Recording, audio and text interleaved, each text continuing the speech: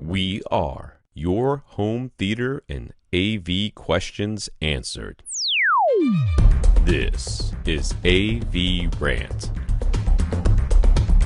Want your home theater or AV question answered by Tom and Rob? Send it to question@avrant.com.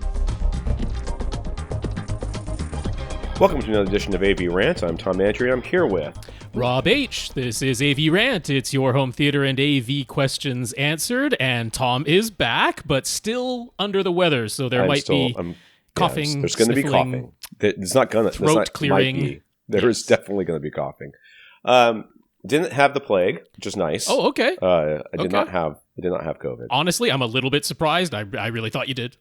Well, I've gotten even the most recent booster, so Yeah. most of even the people that I know that were like super, like hardcore, I can't wait to get my booster. Most of them have not gotten it yet, and I think it's just mostly from apathy or laziness or whatever. But Or dealing with a flooded house. It could be that too. Well, I'm not talking about my house. I'm talking about all the people I know. My wife and I have both gotten boosted. Our kids have not, even though I have made my wishes express to them that they should. But it kind of messes you up for the next day, and our kids are very, very busy, so that you kind of have to plan it a little bit. And before, where I was willing to, like, I don't care what's happening the next day, you're getting this booster.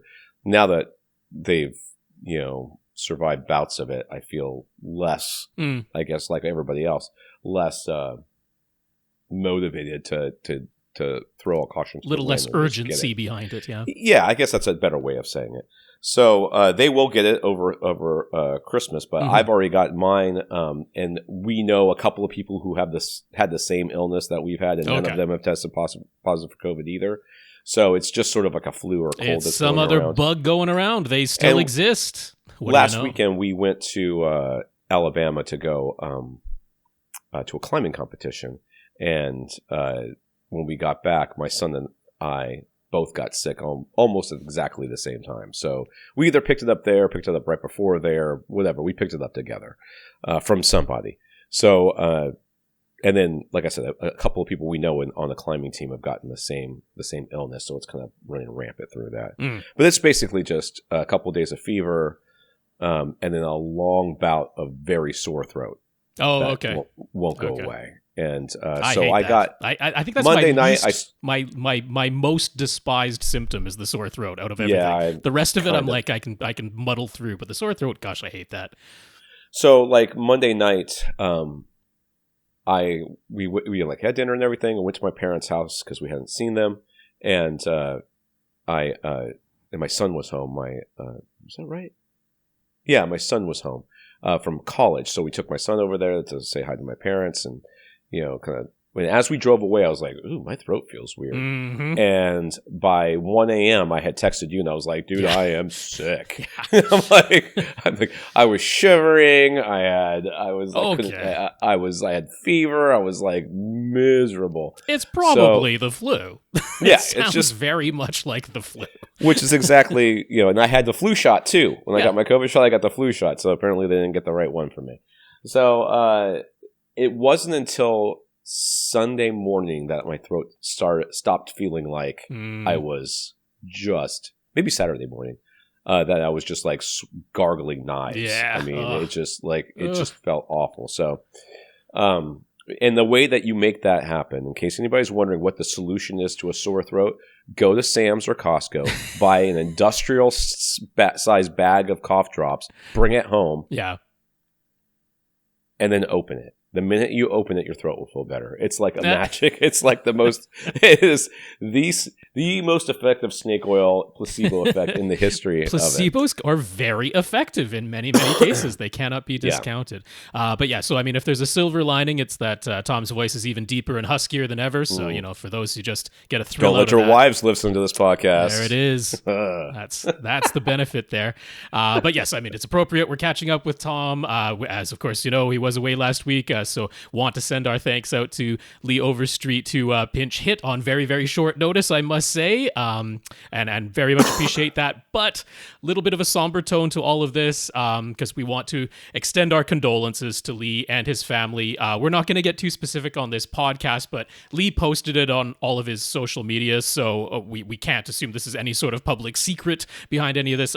We're just going to say there was a death in his family, not like wildly unexpected type of thing, not a like a sudden out of nowhere shock, but nonetheless, obviously everyone there is grieving and having all the emotional highs and lows that go through whenever an event like this takes place. So our hearts are going out to him. Our condolences we're thinking about him. And I mean, he even emailed me at one point afterward, and it was just saying, he wouldn't mind pinch hitting honestly at some point just to get his mind onto something happier and frivolous.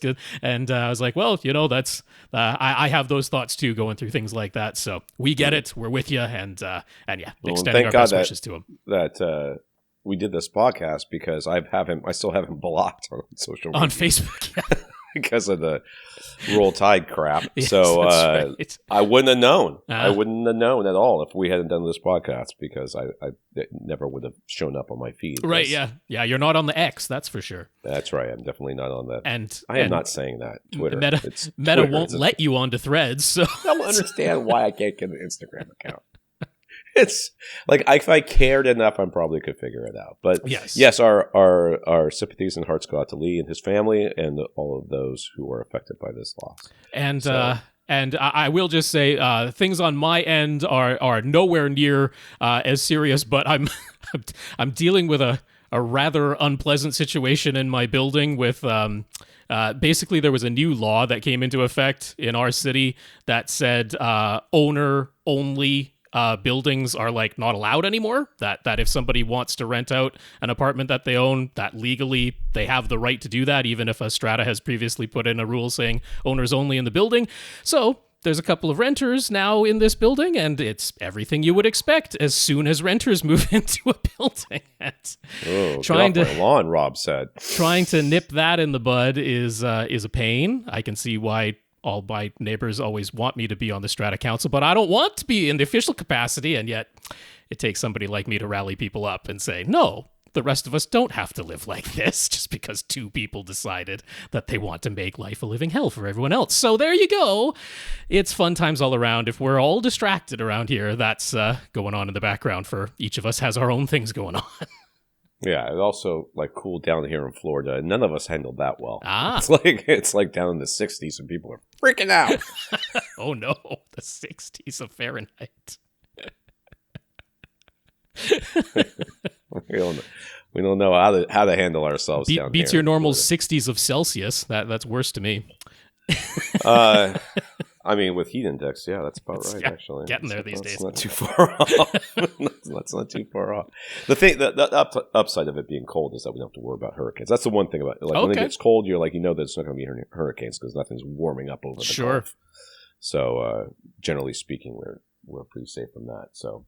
All right, Rob, let's talk about what we watched. Yeah, get onto some lighter stuff here. So I will just mention I'm continuing on with the second season of Invincible. Same thing that I said last week. It is fairly disjointed. I'm not really sure where they're aiming everything. They've got a lot of irons in the fire. They're following a lot of different characters, including some new ones. So how it's all actually going to tie together by the end of the season, I can't predict, but it makes it a little bit. I kind of am thinking maybe I'll just wait a while for some episodes to pile up and binge it, because that might be easier to follow than trying to remember where the heck everyone is and what they're doing. All the pieces on the chessboard are getting a little hard to keep track of. So, I can't say I'm super over the moon loving it, but maybe by the end it'll all come together and it'll be amazing. And then the movie that I watched this week was Teenage Mutant Ninja Turtles Mutant Mayhem.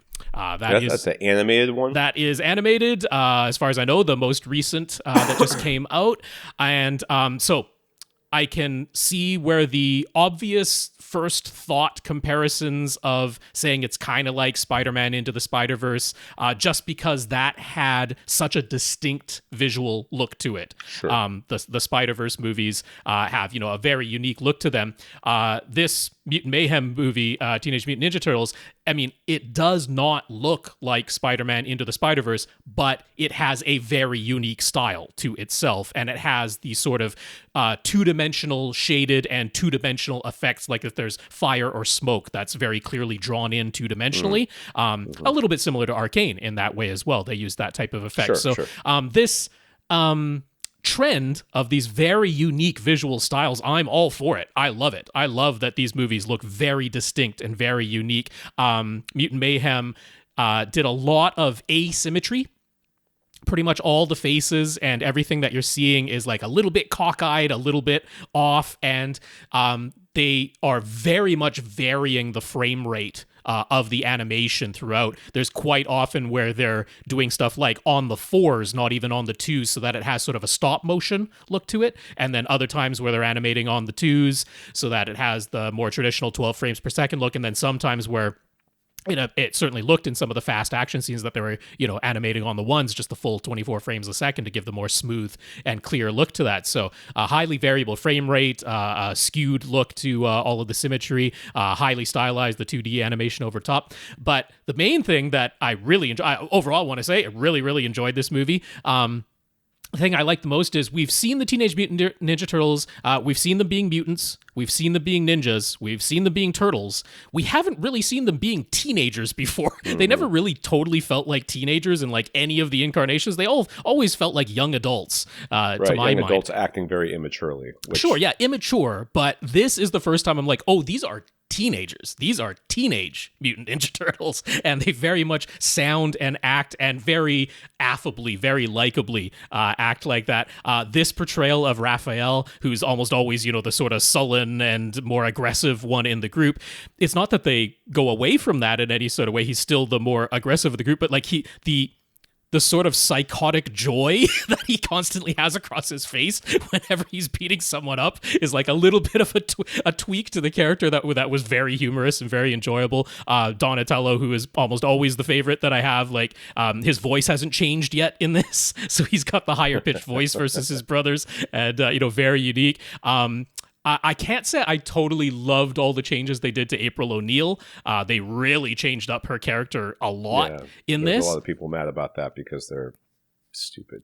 Okay, well, not for any of those reasons on my end. I didn't absolutely love all the changes that were made there. And then there's always been that sort of weird thing of like, okay, what exactly is going on with the Turtles in April? Because there was always some kind of weird, like, is there an attraction between the Turtles and her type of stuff that they always did? So the Michael Bay stuff definitely played that part up. But the original comics, I mean, I've read the original black and white comics, and, I don't remember there really, again, it's been 30 years. I don't remember there being any sort of love aspect there. More of a, she was in between a reporter who was just trying to figure out, what's going on to, oh my God, there's turtles, and now I got saved by them, so I'm kind of also helping them, and that was kind of it, as far as I remember. Right. Yeah, so in this, they do have like this weird across species attraction thing going on, but it was not at all what's been done before, and not what I expected, and not which characters I thought would be attracted to which characters and stuff. They turned all of that, gave it its own spin in this version, and all of it was quite enjoyable. So yeah, I really like this movie. There's nothing that I would say is even PG-13 really about it, so you can absolutely watch this movie with your kids, I would say. Sure.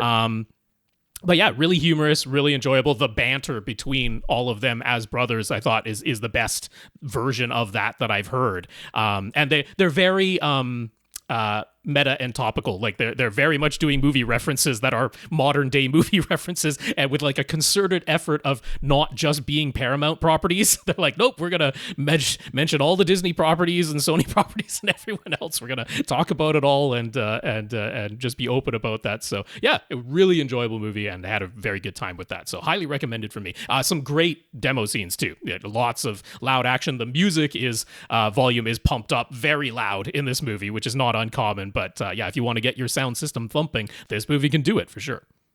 Right. Okay. Oh, perfect timing. Took a breath in to speak, immediately sucked in whatever was into my mouth. That's what happens. Yep, you got to take a sip there.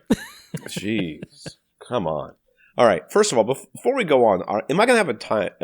Is there going to be something coming up in this podcast where I can talk about Black Friday? I don't know. There was nothing that directly references. I don't think. Okay. We may have to just shoehorn that in someplace. Okay. I got some things to say. Okay. But I did watch a couple of things, and in fact, I may be missing something here because I watched quite a few things while I was sick, and before actually. But before I was sick, I watched Underwater, which is a movie I've been wanting to see for a while. It's got Kristen Stewart. Kristen Stewart, yeah, I talked about this one before when I watched it on this show. So, this is a movie that, let me tell you, did not need to be seen on a laptop from 5 to 6 feet away. All right. Yeah, I imagine it is very hard to make out what's going on in the darkness. Some of the shadow detail in that movie would be less than optimal on a laptop screen. Yeah, I could see that. Little bit lost on a Bluetooth speaker with slightly desynced lips. That being said, I did enjoy this movie. Okay. This is a movie that said to its audience, listen. Let's just get to it. Let's just cut to the chase. Sure. Okay. We're you can care or not if these people die. Some of them are going to, but we're getting to the part where they could die right away. Like there's not going to be any it's like if you make it through the credits, you've gotten to the good part. Like it's just like the opening credits, and then it's like, oh, and by the way, everything blows up. I liked it. I mean, I always it's very hard to do sort of a Cthulhu-esque, H.P. Lovecraft themed villain in these things because they're so otherworldly and monstrous, and a lot of times they're meant to so that if you even look at them, you go insane. That's right. Yes. At the Mouth of Madness with Sam Neill back in the day. Can work in words on the page, but not so much in a visual medium. Yeah. Tried to portray, and it was just like whatever. And same thing with like Event Horizon, where it's like, oh, I'm crazy now. I'm like, okay, well. But that was the thing that took me out of that movie that I was very much Event Horizon I'm talking about, very much enjoying until the very end where he's like, you cannot imagine the horrors I've seen, and then they show it to you. Okay. And it's maggots. Okay, can't imagine maggots beyond imagination. Never seen them before. So this one, I just thought you have to have some suspension of disbelief here because there's a lot of stuff that like you're like. These suits are very fragile, except that you can get exploded across like halfway across the ocean floor. Yep. But then when somebody's running out of the air, you can just crack it open with a rock or a piece of debris. I mean, you have to have a little bit of suspension. But it was, I thought, like the science that was in here, which there was quite a bit. It was okay for the most part. I mean, I think they felt like there were real rules that they were following. However stupid they may have been, but I like this movie. I think that, and the thing is, it's tight, man. You are not in for a long ride on this one. Yeah, they're not going to drag it out. It's not prolonged. Yeah, that's right. Like if you've got 90 minutes to kill, this is your movie. Yes. Just like pop it in. And I bet it sounded really good in surround sound too. I did just get a kick out of the humor of the binary decision of Kristen Stewart either has the minimum amount of clothing that we can get away with or the maximum amount of clothing that any human can wear, and nowhere in between. It's one or the other with her. And it's what I liked was like it's okay. So when you really meet people for the first time, it's not like they sit there and explain their entire backstory to you, right? So that you can understand their motivation. So these people who all kind of know each other for the most part, they all get into a room together and they all kind of know each other already. And they're not going to sit there and start talking about, why that guy is all attached to his stuffed animal, right? You just have to accept that he is, because everybody else is like, yep, he cares about that stuffed animal. He hands it to you. You protect it because he told you to. Right. I'm just like, okay, I guess we're doing that. It's not you to them, so I accept it. I was down with it. So I did like this movie. I think that, is it the pinnacle of horror or the pinnacle of writing? Not the pinnacle of anything, but it's fun and it's tight and it's short. So let's go. I rewatched Free Guy with my son who requested that, who was sick. So we're both sick, coughing and eating cough drops, and we watched Free Guy. Yeah. And I just can't. There's so many movies out there that I've watched where I'm like, you get to a point in the movie and you're like, this completely takes me out of it. Okay. Like you said with the Event Horizon. Yes. Yeah. And this happens to me all the time when somebody says something so remarkably, like that too stupid to live moment in every horror movie where it's been, well, we should split up. Okay. Jesus. What is wrong with you? Or, it happens a lot. So watching Free Guy and having it, there's one moment in that movie at the very, very end where it's clear that they edited out something. Okay. Like the girl was, the woman or whatever, was in her apartment playing the video game thing or watching it on the screen. And then they cut to somebody else and then he calls her and then she's walking on the street for some reason. Oh, okay. I mean, it was like, there's no reason for that to have been there like that. But it's at the very, very, very, very end of the movie. It's the last couple of minutes of the movie, right? That whole movie has got like such good continuity for me throughout the entire thing. Mm-hmm. I don't necessarily love all the characters. I don't necessarily love how, every single thing that happened. But I just think that's such a great movie. I think that Free Guy was just so much fun. And watching it again, I liked it even more than the first time. I certainly, it was a humorous movie to me. So, I got a kick out of that one. Oh, I laughed the entire way. Ryan Reynolds, of course, was brilliant. But I thought everybody else in there did a pretty good job, except for Taika Waititi. I mean, I almost want to believe, I'll be honest with you, I almost want to believe the CEOs of the gaming companies are like that. And they're so cartoonishly evil that they do talk that way. Mm. And it seems unbelievable to me because he's so ridiculous. But there's a part of me that wonders if there's like a game developer somewhere who's going, oh yeah, I've met people just like that. I mean, look, we know David Zaslav exists out there, so when you think cartoonishly villainous executives are an exaggeration, I don't know. I don't know. Yeah, I absolutely believe that there's people out there, there's executives who would act the way that he acted in this. He's just such a, I don't know. Anyways, I don't blame him. I think he was directed to do it that way, or maybe that they encouraged that. But it was funny. Lastly, I watched D&D Honor Among Thieves. Among Thieves should be amongst, right? It could be that. Should be. I think. I feel like. I mean, among is not incorrect. I know, but amongst feels more D&D to me. Sure. Right. Yes. Yeah. Anyways, so I watched the first 20 minutes of this movie, and then my son came in and said, oh, I want to watch this. So we had to rewind it, and I watched the first 20 minutes of the movie again.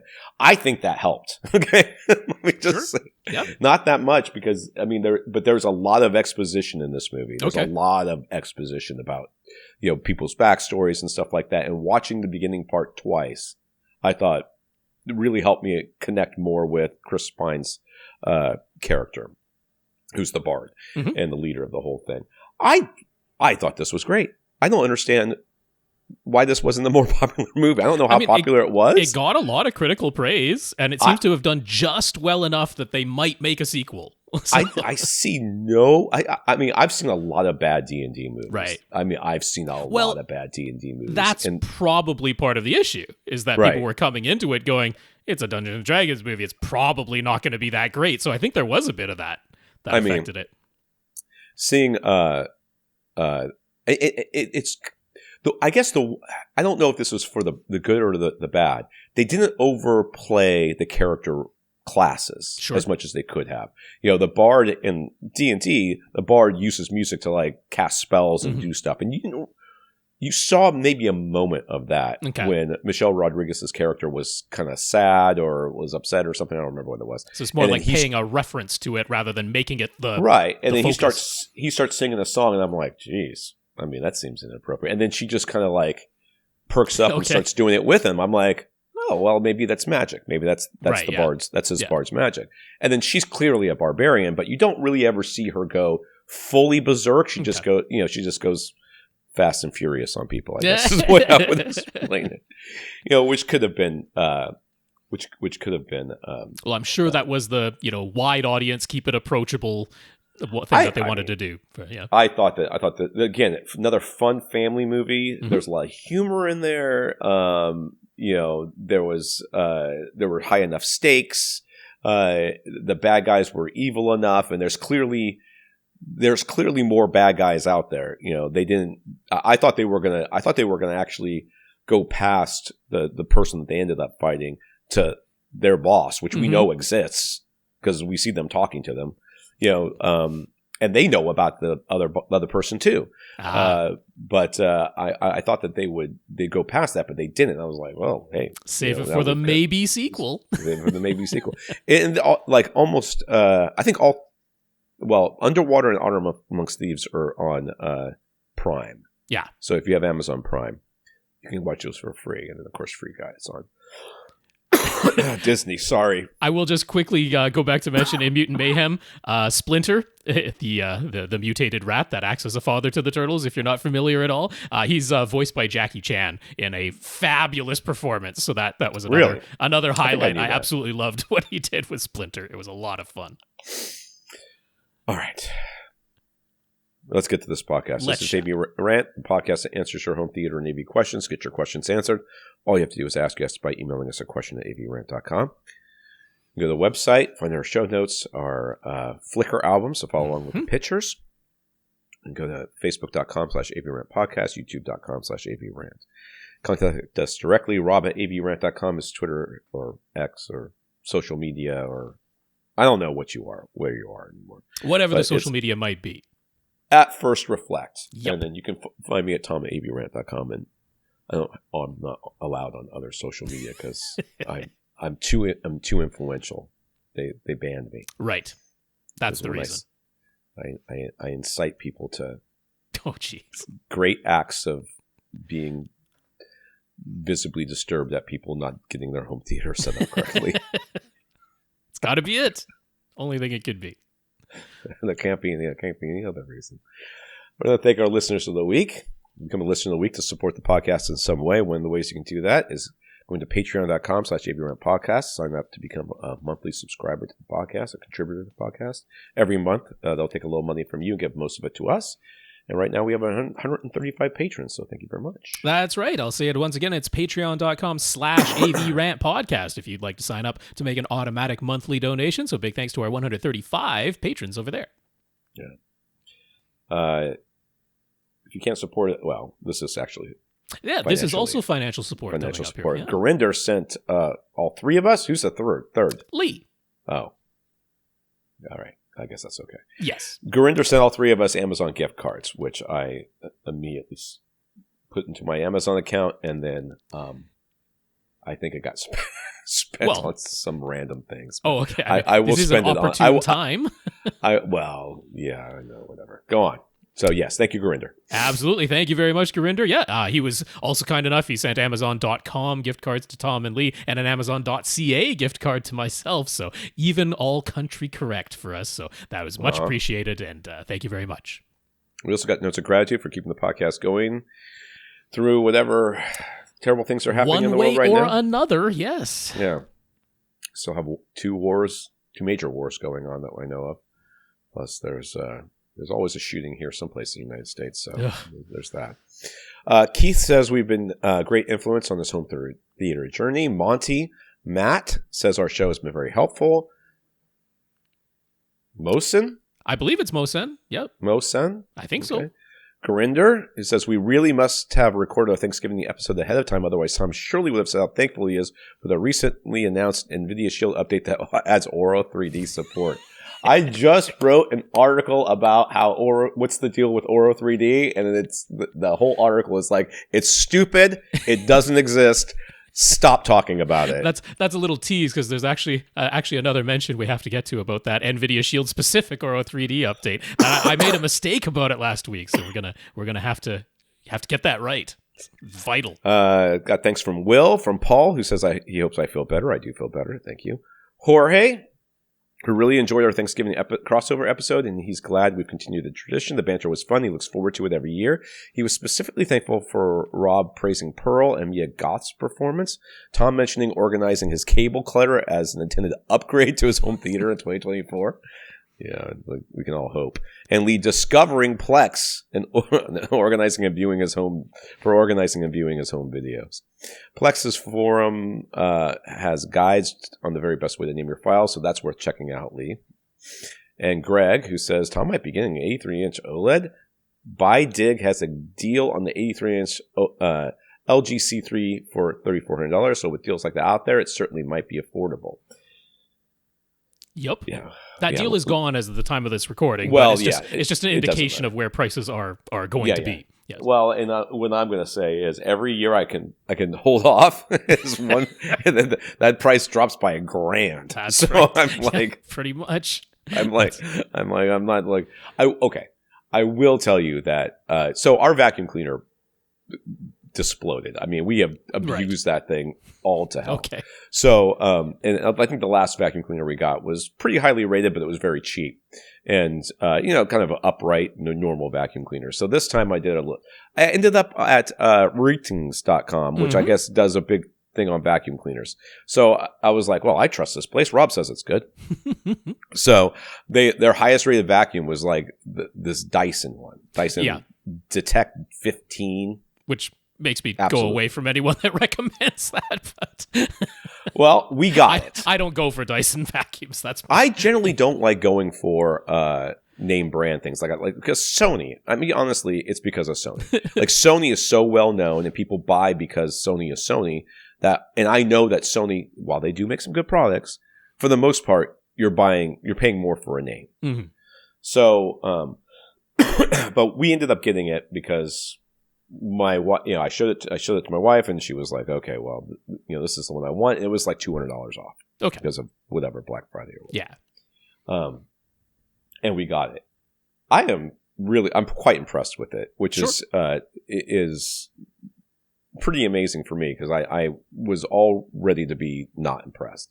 But the thing is pretty well put together as far as like how you like access everything. Mm-hmm. But then it's also got this stupid laser thing. Like, it's a laser, it's optical this or blah, blah, blah. What it does do though is it actually absolutely highlights everything that's on your floor. Okay. Like you can see on my tile all the dog hair and it's disgusting. I can't stand it. Right. But the thing is like if you're going to do that, excuse me, you better be able to suck it all up. Yeah, right. And it does. Right. Okay. I mean, like it works so far really well. So the big problem is it's cordless. So yeah, I don't think I can do the whole house without being charged 2 or 3 times.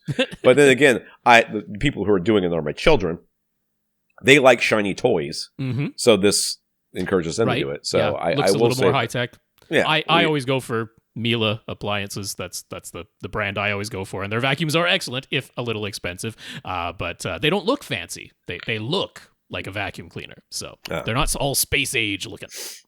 Anyways, I like it so far. I'll continue to report on it. If I stop liking it, you will know. Okay. So you want to thank the people that we thanked? Yes, I'll run through the names one more time because I didn't get to say them. Keith, Monty, Matt, Mohsen, Gurinder, Will, Paul, Jorge, and Greg. Thank you all very much for your notes of gratitude and encouragement. They are definitely appreciated right now. So big thank you to everybody who continues to listen and send in your questions. Jeez, how am I going to get through this podcast? I don't know. I don't either. I mean, if you need me to take over, just let me know. I'm happy to do so. Read some news or whatever you need. My voice is already going out. Yeah. We're only 40 minutes into this thing. In the news, Harman, which is a wholly owned subsidiary of Samsung, has bought Roon, the music management and playback platform. Harman will keep Roon's existing staff for at least a week and intends for Roon to operate as a standalone business until they decide to set part of it out and sell it to other people. Right, yeah. They are using a work with all strategy and say they are committed to continuing and growing Roon's open device ecosystem and partnership with over 160 other audio brands. So there's no intention to make Roon into a Harman exclusive service. The price of the acquisition was not made public, but if you believe any of that. Well, I mean, they're going to do whatever they believe is going to make them the most profit in the end of things. That is what is ultimately going to happen. But yeah, I mean, the people who are big fans of Roon are really big fans of Roon. I mean, the thing that it does there is whatever your own local stored music might be wherever you might have stored it. You can import all of that into this one interface that then works across every device that has a Roon player. So it sort of lets you amalgamate a bunch of disparate systems that you might have gone through in your life and just, centralize it all into one, contiguous looking experience across a lot of things. Plus, it is very good at importing metadata and having a nice interface and all of the information you might need. And it does the thing that the audio enthusiasts want most from a system like that, which is whatever playback device you're using, it will determine and play back in the highest quality possible for that particular playback device, including simultaneously across different devices. So people who have sometimes asked on this very podcast, like, hey, if I'm playing, AirPlay to multiple different speakers, is it going to be like lowest common denominator, or is it going to send the highest quality possible to each unique device? AirPlay is going to be lowest common denominator that works across all. Roon is going to be the best quality that's available for each individual device, and so fans really like that. But it's a subscription service for basically playing back media that you already have. It can bring in things that you've favorited on Tidal and Qobuz, but not on Spotify, not on Pandora, not on Amazon Music or some of the other bigger services, Apple Music. It isn't working with those. It's really just Tidal and Qobuz. So, there are limitations there, and people aren't always crazy about continuing to pay a subscription fee for, managing music that you already have on your own hard drive type of thing. So there's trade-offs there, but the people who are big fans of it are big fans of it. So yeah, we'll see what Samsung and Harman end up doing with it in the future. Okay, so let me ask you a question, Rob. And this is, why is it that the less known a product is, like the more niche a product is, the more fanatical the followers have to be? Because people want it to not go away.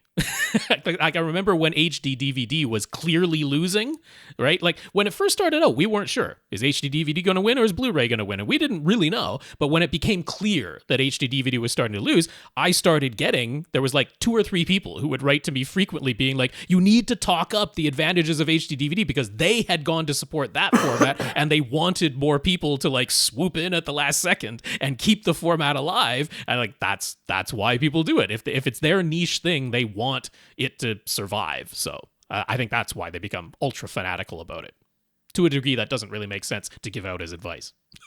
Exactly. And then if it does somehow survive its impending demise via the fact that it's niche, then suddenly people are like, oh well, I mean, it's not that great. And now there's this other thing that's niche that I have to like more than that.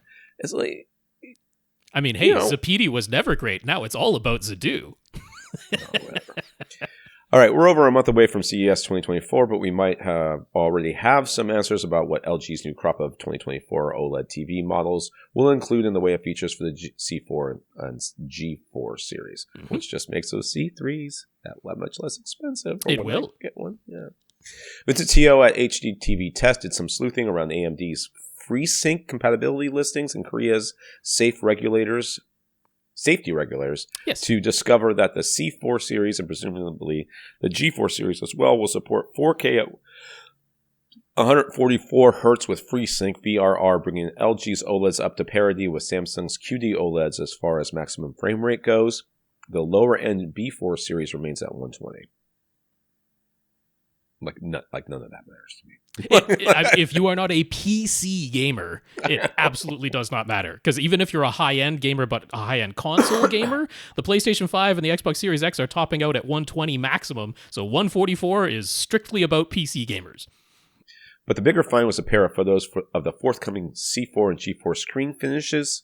The G4s had a horrible amount of fingerprints all over it.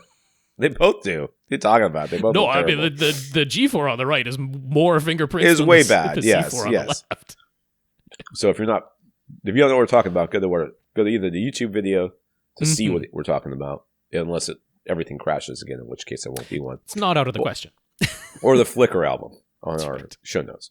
The G4 had a horrible amount of fingerprints all over it, but it was still possible to glean that the C4 remains glossier and inky black under lighting, while the G4 suppresses reflections better, but turns a tiny bit gray under lighting.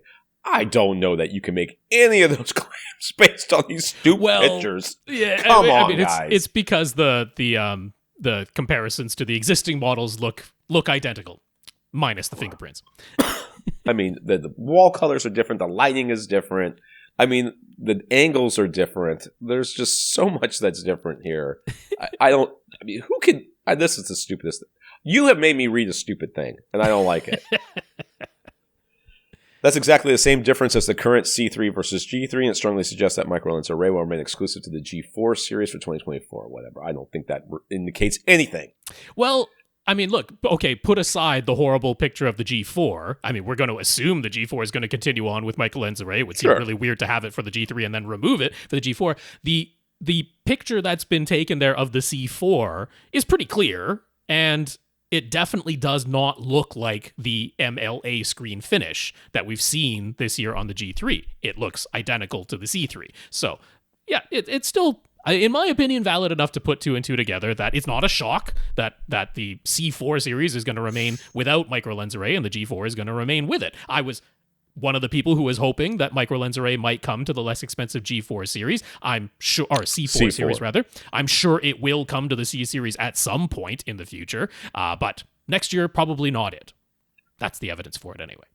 Well, looks like I'll have to wait another year before I get my micro-lens array. That's right. Vincent also found mentions of the highest-end LG OLED TVs will get all new Alpha 10 processor, which is somewhat notable since LG has been using their Alpha 9 processor and just advancing its generation every year since 2018. But bottom line, if you're hoping and maybe waiting for the cheaper C4 series to have the MLA or micro-lens array, next year you can probably forget about that for now, or not. You could just wait until they come out and find out for sure. Some of these stupid pictures. And just keep your eyes peeled for the best deals in the G3. All right, whatever. I'm done with that. Yes. It appears to be all but certain that next year Sonos will be getting into the wireless headphone game because, believe me, that is where the money is at. All right? It is nothing but profit over there. I don't think a single headphone costs more than 25 cents to make. Yeah. I just got some headphones in for a review. I have no idea.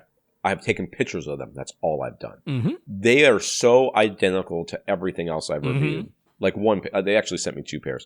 In one pair, it's like a bone induction one, I think. No, it's weird. But the other one is like got the little stick wand thing for coming out, and it looks just like AirPods. Everything else. Yep. It looks like everything else. Mm-hmm. Even the hinge looks the same as other headphones I have reviewed. Like, I think they're all made at the same place by the same people. There's a lot of OEM sharing going on, yes. If Sonos is getting into the wireless headphone game, maybe they're going to bring something different. Yeah, I hope they are. There does appear to be one unique feature that is. But I'm telling you, it is money. They are printing money over there. Especially my dad used to work for a company that made brake shoes for trains. Mm-hmm. Okay? And that arm of the companies that, because I guess the company owned a bunch of different types of factories that made a bunch of different stuff.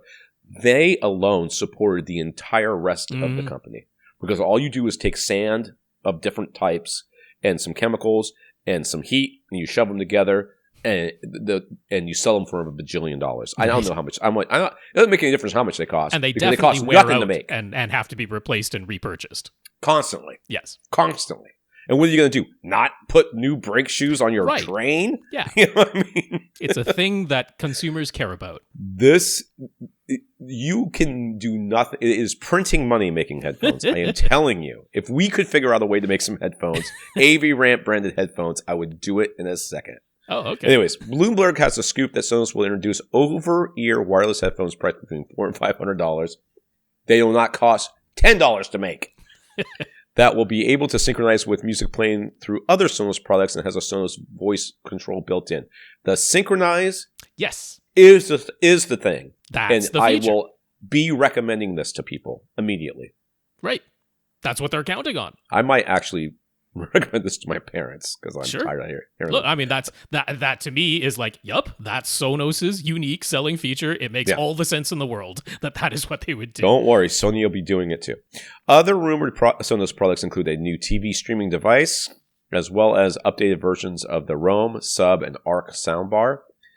But the headphones seem to be the most certain and significant move for Sonos this next year. So whatever. Yes, good. Yep. Those are I mean, at this point, we have to say it's only a rumor. It's not official. Sonos has not made the announcements, but it's all but certain. I would. Point. Yes, that's if your parents are looking for a soundbar solution, right. You tell them to wait for this because inevitably one of them is going to complain that it's too loud, and one is going to complain it's too soft. Then they can get the headphones, and the lip sync won't be off, or have the weird echo effect where with the headphones on, you can still hear some of the sound bar getting through the headphones, and you get the horrible echo when it's off by 50 milliseconds type of thing. So yeah. Comments here. Joe from Joe and Tell had a slight correction. NVIDIA's notes for the upcoming OS update from the NVIDIA Shield do indeed make it sound like Aura 3D support is a totally new thing, but it was actually possible to play Aura 3 content via Plex on the NVIDIA Shield already. Mm-hmm. Physical discs with Aura 3D typically have the signal packed inside a DTS HD master audio container, and outputting that as a bitstream via Plex on the Shield worked just fine. But other apps like Artist Connection that offer some Aura 3D content, those didn't seem to work on the Shield, and if the Aura 3D signal was uncompressed, multi-channel PCM at 96 kilohertz, that didn't work either, although multi-channel PCM at 48 kilohertz seemed to be okay. Mm-hmm. Anyways, the new OS update is supposed to get Aura 3D working across the board, so it's still a nice addition for all three of the Aura 3D fans out there. Yeah, shut up! Jesus. It was a vital correction. Lee and I were I'm not saying Joe shut up. I'm saying I know, yes. Aura 3D people show up. Joe, thank you. Aura 3D people, shut up. Lee and I were gutted that you were not here last week for that very, very important news. We knew it was absolutely critical for Tom to be aware of that. But yes, thank you for the correction, Joe. Gotta be absolutely on the spot with the Aura 3D information there. So there it is. Hopefully that's correct now. So if you want to know what the short version, the too long version of my article is, Aura 3D is, people talk about it online. They're really talking about the up mixer. Sure. And the up mixer somehow being better. Yes. But it's not. And I think anybody who's actually heard them, like the different ones side by side, will tell you, it's about the same. Which makes sense because when you listen to DTS and Dolby side by side, you're like, there's some differences. They're about the same. They're about the same, right? It would make absolutely no sense for Aura 3D to be somehow magically superior to everything else. And there's some reasons for this that I go into in the article. Mm-hmm. But the real thing is, it's easy to claim for YouTubers and pundits to claim the Aura 3D Auramatic upmixer is the best because you have no way of disputing them. Therefore, you get this few FOMO. People have it, yes. Right. You get this FOMO of, whoa, it must be better because, I can't even get it. And these guys are saying it's great. And then you go through all the trouble of getting it. And then you're like, at this point, psychologically invested in it being good. And then the whole thing is just a self-perpetuating cycle of crap that is just lies upon lies, and lies you tell yourself, lies other people tell you. It's just lies. And then if you really were to listen to it side by side, everybody who's actually done that has said, it's about the same. I mean, look, I've listened to the Auramatic 3D upmixer. I think it sounds pretty good. Like, I don't have a problem with somebody using it, but what it does is pretty simple. It literally duplicates and slightly delays sounds and attenuates them a little bit so that it basically produces the effect of being in a larger room than you actually are with a tiny little bit of reverb to it. It's not complicated at all what it's doing, but that doesn't mean it isn't effective. I mean, that is how sound largely works. They're all effective. Yeah. They're all effective in some way. All right, Karl. Karl might have found the paint for his Phantom Black Theater in his detached garage. Stuart Semple has just released his new... Who the heck is Stuart Semple? A guy who's obsessed with making the world's blackest paint. Oh. Has just released his new Black 4.0 paint, which he claims is the mattest, flattest, commercially available paint in the world. While the Phantom Black coating absorbs 99.965% of light, Black 4.0, I don't know what happened to the other three, but whatever, claims to absorb 99.95, which is slightly less. Slightly less than Phantom Black, because this is just paint. Yeah. But anyone can go ahead and just buy Black 4.0. It costs $250 per liter. But if you buy 5 bottles, you get one free. That's right. Okay, so I know we've talked about this a lot, and I don't want to go whole hog into this conversation yet again. But for those of you that have never painted before, as much as everybody likes the idea of matte as being a good thing in that it's this, I mean, if your goal is to reflect as little light as you possibly can, it is going to have to be matte. But it's also the most scuffable. It shows the most. I mean, yes. Like if you like brush your sleeve against it, that's right. It'll leave a mark. Yes, it's ludicrous to paint a room this way. It'll never right. stay. You'll be forever painting it. But whatever. So yes, I know he's just telling us that because it's it's a new paint that we can talk about it and stuff like that. He's not actually planning on it. And look, but for those of you out there that are crazy enough to actually do this, don't. Yeah, I mean, paint like this, which they are only selling either, like by the liter is the largest bottle that they sell, not gallon, by the liter, and then they also sell it as 150 milliliter, little ones that you can buy there. I mean, there are applications for this type of thing. There are lots of optical applications where, you're going inside something that has a mirrored surface inside, and it is critical to the performance of that device that there are as few internal reflections as possible. Things in telescopes, in DLP imaging, and, many things like that. That's the sort of things where it's not going to be touched, right? It's behind or inside of something. There's absolutely real applications for this stuff. That's in the vacuum, basically. That's right. Like they suck all the air out of it, so there's no dust in there that can settle on the surface, because you will see that as well. So this is not like a silly thing for someone to develop. It is very important that things like this are developed. I mean, this costs a lot less than Vanta Black and is more readily available. So, I mean, if you're talking about someone who's a DIY telescope enthusiast, right? Ideally, they'd want to coat the inside of their telescope tube with Vanta Black. It's just not available and affordable enough for a DIY person to do it, but they could get this, and that's going to be very valuable to them. So, makes a lot of sense. I think so. But don't paint your walls with this. It would be a bad living experience. It could also be nice for building a shadow box. If you want to take pictures of things, you can light it. And I was just taking pictures of these headphones I was talking about, and I constantly have to worry about the reflections off the headphones of the lights.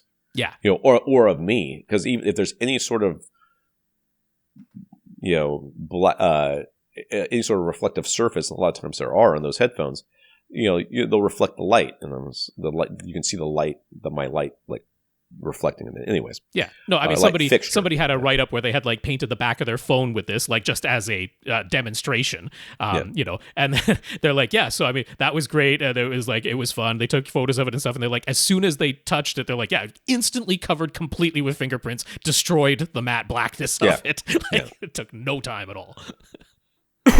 Greg got into the questions here. Greg has a Samsung S90C QD OLED TV. Being a Samsung, it does not have Dolby Vision, but does have HDR10 and 10 Plus, and Samsung's own version of frame-by-frame dynamic tone mapping that can apply to static metadata HDR10 signals. Mm-hmm. He's noticed that when he got a new Apple TV 4K, one of the newest features that it now supports 10 Plus output.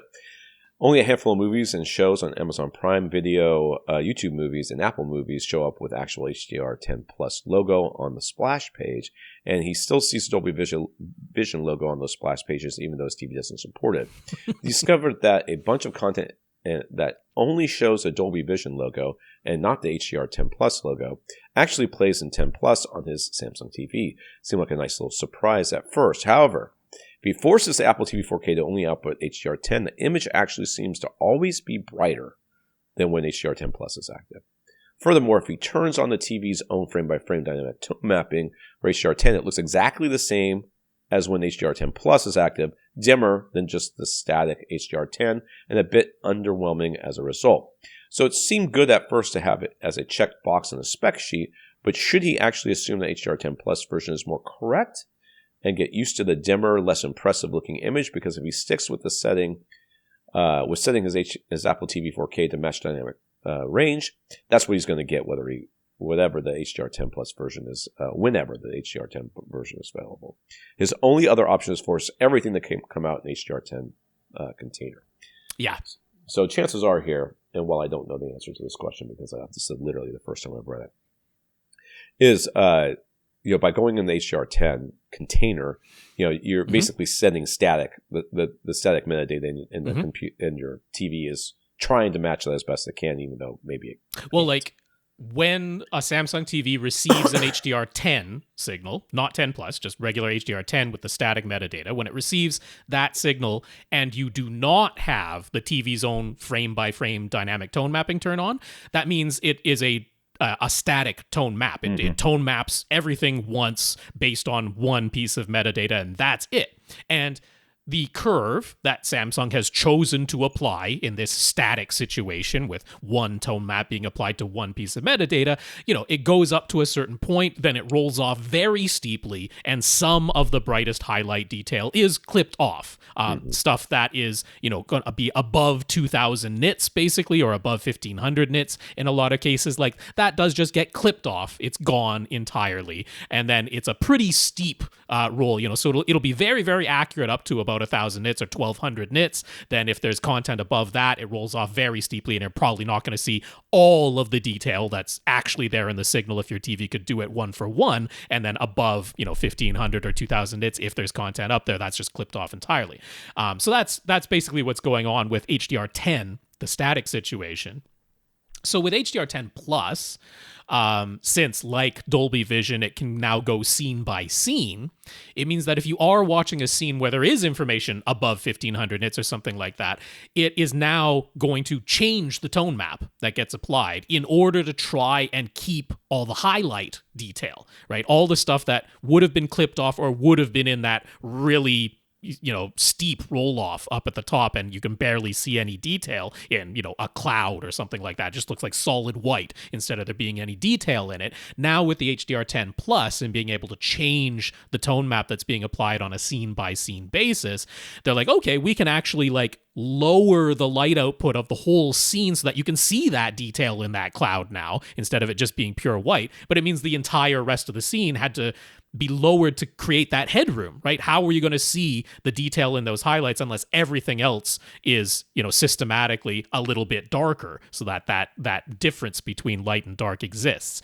So that's why, in general, you're going to see everything look a little bit darker because it's retaining that peak highlight detail that would be lost otherwise. And then when the frame-by-frame dynamic tone mapping that's built into the TV is applied, it does a very similar thing because, of course, HDR10 Plus developed by Samsung, so it uses very similar tone curves as what the frame-by-frame dynamic tone mapping built into the Samsung TV also uses. So it's a very similar look between those two things. So it comes down to a matter of personal preference because there is no right versus wrong in this. If you're someone who prefers that the overall scene remains brighter, but you're going to have it in your mind now that I've said it, that some detail above what looks like solid white, there might be little details up there that you just can't see because they've been clipped off now, versus being the person who says, I want to make sure that I see as much highlight detail as I possibly can, but in order for that to be possible, they might have to dim down the rest of the scene at certain points to create that headroom. You pick your choice. There's no right or wrong, but it sounds like you prefer the overall scene level to remain consistent and brighter overall. Totally fine. But I get where you're coming from because the Apple TV 4K, if you're saying match dynamic range, which means when it's standard dynamic range, that's what's going to come out of the Apple TV. When it's HDR10 only, that's what's going to come out. When HDR10 Plus is available, that's what's going to come out. And you're like, I want it to do the first two things, but not the third. I don't ever want it to switch to HDR10 Plus. They don't have a setting to let you do that, unfortunately. So if you say, okay, stop at HDR10, the only way to do that is to turn off match dynamic range, and now everything all the time, including standard dynamic range content, comes out in an HDR10 container. So my choice would probably be to continue using match dynamic range and console yourself with the slighter, dimmer overall scenes in some cases by knowing that you're actually seeing more detail in the highlights, and that's kind of what HDR was for, to give you that greater difference between the darkest thing and the brightest thing. So that would be my take if I can console your mind in any way. Yeah. It's tough because as human beings, that brighter image, you're like, well, that looks better than the darker image. And it's we have struggled with this since, if you remember way back, even really before Rob, when we would talk about having somebody come in to calibrate, your projector or especially your projector, but your TV. A lot of times I'd say, just leave the room.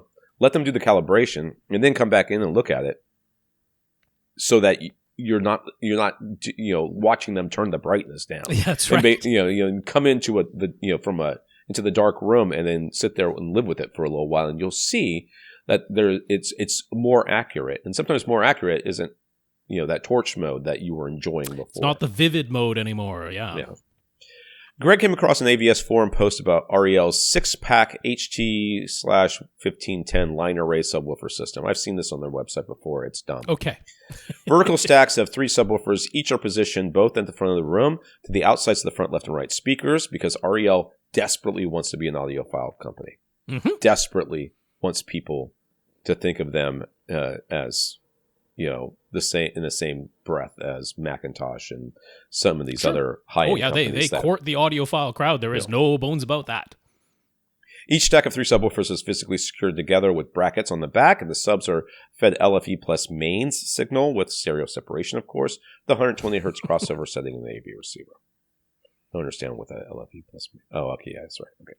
Yeah. And then the fine-tuning begins with the aim of diversifying the range of frequencies for each left and right pair of subwoofers. The subs at the bottom of the stack are for the deepest bass, which is dumb because they're all the same damn subwoofer. Yeah, all the subwoofers are identical. Yeah. It's not like there's a big one on the bottom, a medium size. It's not like the three bears of subwoofers. It's the same damn subwoofer. They're all a medium. It is. So it's just this. I wish Spoiler alert on Tom's RSL would change their name.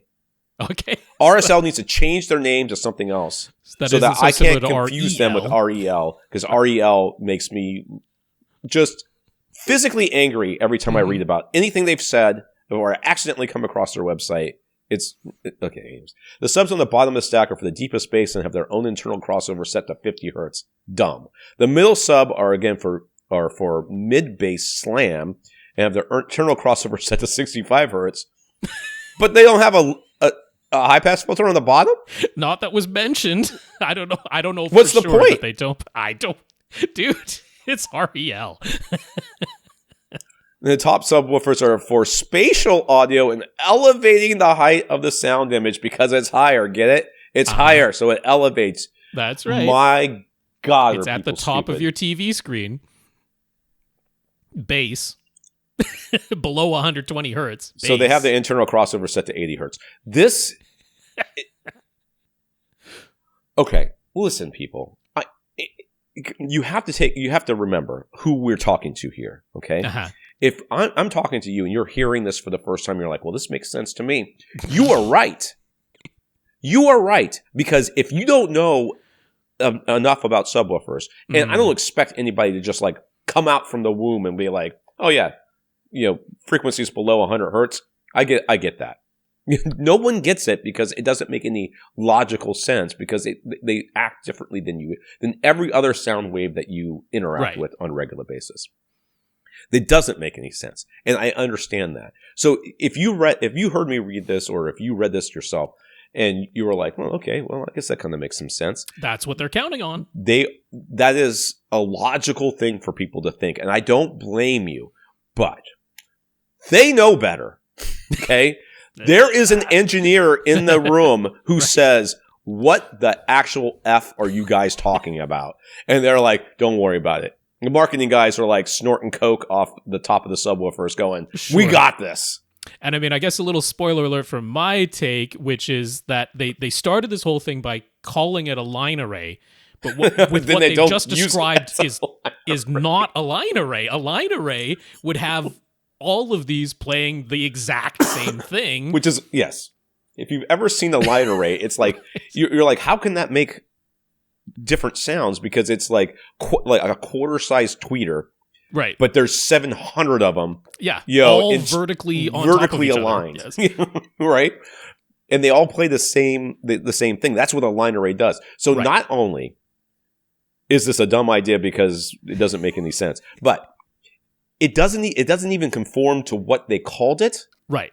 And then when they say, and each subwoofer doesn't actually do anything isn't cut off in such a way to do what they say it's That's doing. right. That's right. Because they're all, including your front, left, and right speakers, which in this scenario have been set to large. Right. All 4 of those things on either side are getting a signal all the way down to 20 hertz. Yeah. But some of them are only, the bottom subwoofers are only going up to whatever was 50, and then the middle ones are only going up to 65, and then the top ones are only going up to 80. And then for all of the speakers that were set to small in your system, the bass between that's getting played at 120 hertz, because the AV receivers crossover was set to 120. So that means all of the speakers set to small are having their bass below 120 being rerouted to your front, left, and right speakers. That's where that bass is coming from now. It's not, I mean, there's going to be a little bit coming from each of these subwoofers because the crossover is not a brick wall, but less than normal is going to be coming out of any of the dual stacks of 3 subwoofers that are not line arrays, even though they're calling it a line array. Yes, so many things going wrong in the nomenclature here. This is quintessential audiophile. And yes. This is exactly what audiophiles do. They throw words at you until you're like, well, something in there must be true. And it's also such a overly complicated setup that if you don't like the results, you're going to think, well, I just didn't tune it quite right. It's not the products or the idea. Here.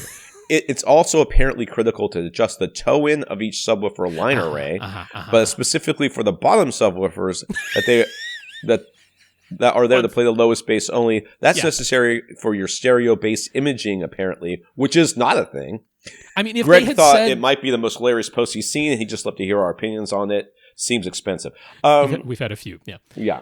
So there's 2 keys to the audiophile sales pitch, okay? The first is you must throw enough verbal diarrhea at people until they just believe something in there must be true. Right. And then no one could have made it up. Right. It's got a lot of sciencey words in there. Yeah. So some of that must be true. Right. The second part is you must give yourself outs. Mm. You must have a way in which if the person doesn't like what they hear, it's their fault. Yeah. Okay? And that's what you're seeing here. You know, you've got like a overly complicated crossover crap for no reason. Yeah. You've got you're the fact that the crossover in the receiver is higher than the crossover in the subwoofer is just baffling to me, right? But you've got that could be wrong. Then you have the toe in, which, hey, how easy is it to toe in 3 linked subwoofers that are stacked upon each other? This is not going to be an easy thing to do. It's not lightweight. No. It's just there's so much here where it's like, well, maybe you didn't secure them properly because they got these like brackets. Sure. There's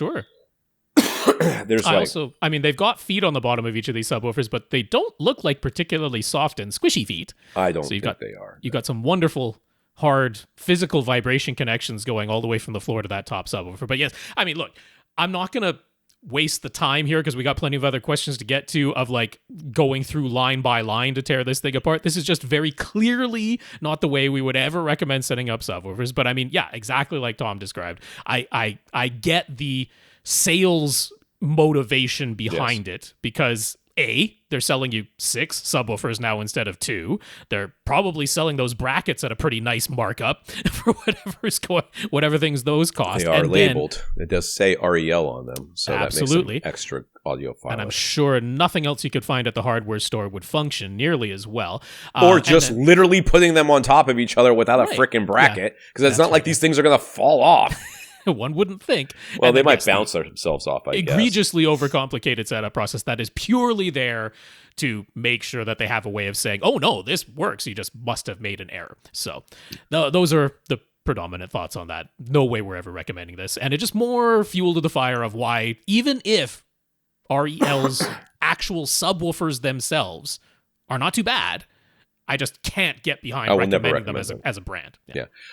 The other thing is the one thing you need to remember is that this is probably an affordable solution compared to the true audiophile options that are out there.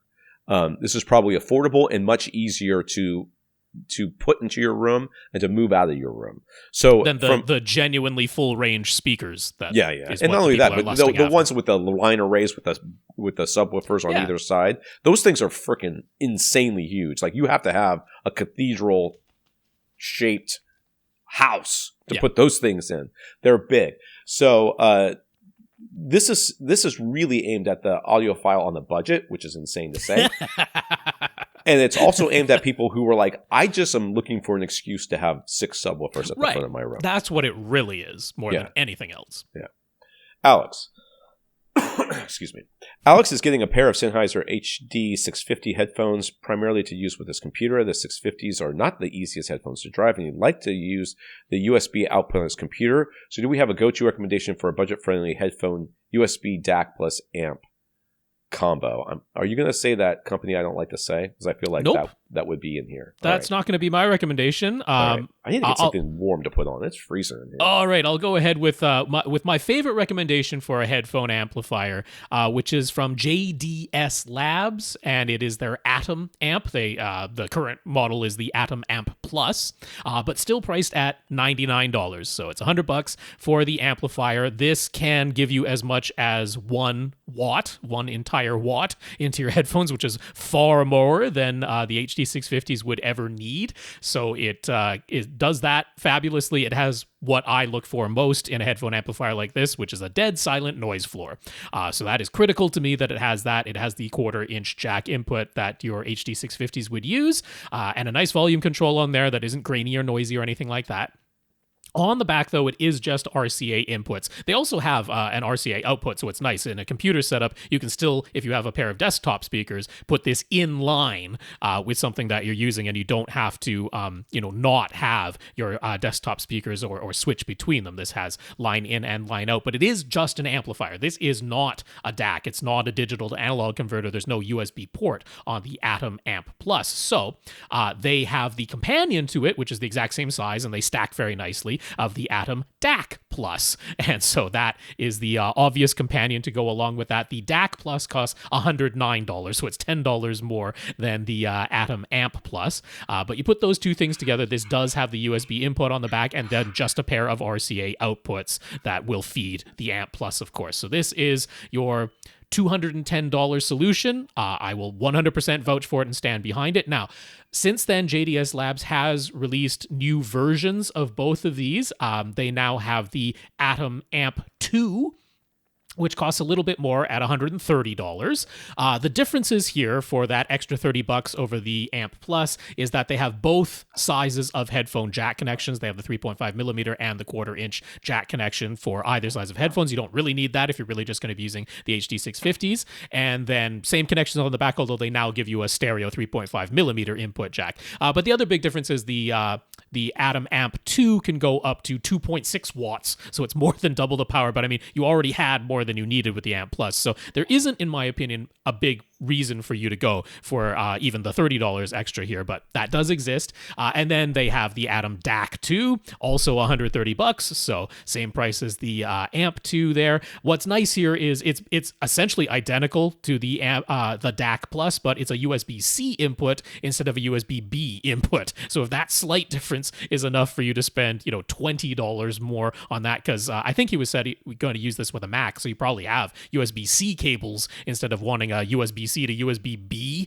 type of weird cable converter there. So that might be worth the extra $20 to get the DAC 2 instead there. But that's my top recommendations. Those are the ones that I think perform at, an absolutely fantastic level and don't break the bank. However, if you're saying like budget-minded, $200 plus is still a hefty amount of money. So one thing that I do like to recommend is the Art Dual Pre, which goes for $98 over on Amazon. Now, this is actually like sold as a microphone preamp. This is what you plug your XLR microphones into. I have one and I use it for that purpose. When I'm not using a USB microphone, works really, really nicely for that. But on the back of it, it has 1/4-inch headphone jacks for monitor output, and it's a darn good headphone amplifier. It's really, really clean. The noise floor is really, really quiet. This is under $100, and it has a USB input on the back of it to connect directly to the computer. It draws draws its power from the USB port of the computer, and you can send audio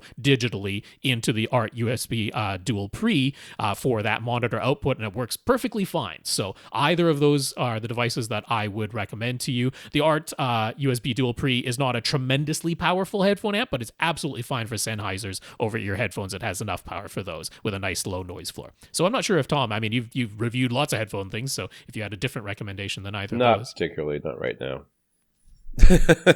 I'm fine with that. I haven't reviewed a lot of headphone amps lately. Sure. But there's just so many options out there, and DACs and headphone amps, I mean, are not really. It's not exactly a let's say a very technical technology. Does that make sense? I think that makes sense. But there's plenty of snake oil overpriced products in that category. There's lots for sure, of overpriced. Yeah, so you do not have to spend a lot of money to get something that does what you want. So I think that these are all sound like very good options. Keith bought his first JVC projector 12 years ago. He loved it and has stuck with JVC ever since. His current projector is an RS35, shooting onto a 100-inch StudioTech 130-inch screen from 14 feet away. It's just a StudioTech 130, so that's the 1.3 gain. And is that what it is? The size is 100 inches, yeah. Oh, yeah. I just kind of... And the projector is 14 feet away, but his seating position is a bit closer, so it's ceiling mount a little behind him. For a sound system, you went with the Anthem AVM 50 Pre-Pro with a matching PVA 7 amplifier, 7 channels and 125 watts, with Paradigm signature LCRs up front, left, center, right, speakers up front, and 2 pairs of Paradigm ADP surrounds for the surround and surround back position. He's got a pair of JL Audio Fathom F113 subs that he scored an unbelievable deal, he says, and his room is treated with GIG panels. So you're done. So stop talking to us. It's very nice equipment that he's got. Doesn't sound like you need anything from us. Well, he's found that he's predominantly uses streaming these days mostly from his Roku Ultra, which works very nicely with his RTI control system, and he has a PS5 for gaming and occasionally watching discs. His equipment rack is in the closet across the hallway from his theater. Thanks to us, he made sure to install conduit when he built everything, so it won't be too difficult to pull a new HDMI cable, assuming one is needed. He's loved the whole setup, but we might notice that both his projector and Pre-Pro are old enough at the point that they don't support 4K and HDR, all the latest goodness that his sources can provide. He thinks it's time to upgrade that and remedy that situation. He has the budget to afford JVC's current NP5, which is the RS1100 lamp-based 4K 120 projector model with JVC's newest frame-by-frame dynamic tone mapping and HDR for HDR, and it's on sale right now. Is there any reason not to go with that model? He's looked it up, and the throw distance would slot right in with his current screen and mounting position, and his RTI system should control it no problem. I mean, we've recommended this projector multiple times. Absolutely, yes. So I mean, this is purely a double check. He's like, did I overlook something? Yeah. Should I be spending like almost double the price to go to the laser model? Should I be looking at some other brand? I'm like, I am all on board with that MP5. I think it's a wonderful choice. If it fits your budget and you're like, hey, sale price, Black Friday, this is all making sense, then I'm like, yup, big thumbs up from me. I think you will love it. I've been very bearish on laser projectors, and the reason is not because I'm somehow against lasers as a thing. I mean, who can be against lasers? They're awesome. But it's because they have not been able to answer the question, what do you do when you get to the end of that laser's usable life? Because right now the solution seems to be buy a new projector. And I don't think that that's acceptable. I don't think that's an acceptable answer. So all these people who are like, oh, I'm really excited about these new laser projectors. Are you though? Are you? Because I think you're excited by the idea of lasers the same way that Dr. Evil was excited about the ideas of lasers on top of sharks' heads. It seems like a good idea until you do it, and then you end up with lasers on top of sharks, and you're like, I mean, I could have just put a flashlight up there too. So I think that the ability to change a projector bulb is far more valuable than not knowing what you're going to do at the end of the life of this projector. And people saying, well, it lasts for 20,000 hours. Really? Yeah. That's not enough. I'm sorry. And being able to sell it to the next person, if you are the type of person who sells it and when you're upgrading, being able to say, okay, either sell it, hey, go get a replacement lamp, it'll act like it's brand new, or you sell it along with a brand new lamp, and then it's basically as good as a new projector. Whereas people selling the laser projectors, that laser projector is going to be to some degree dimmer than when it was brand new, with no way of refreshing it back to like new condition, the way it's very easy to do with the lamp base. So all of that putting it all together, we got a big thumbs up for the MP5. We have no reason to steer you away from that choice. So we've convinced him that he does not need a dedicated pre-pro, so which AV receiver should he get? He's got a flexible budget for this, and he doesn't mind spending a bit extra to get a top-quality unit that will last, get a top-quality unit that will last. Mm-hmm. Whatever he gets needs to at least equal the sound quality of his current AVM50 and support the latest video standards and source that his sources and new projector can utilize.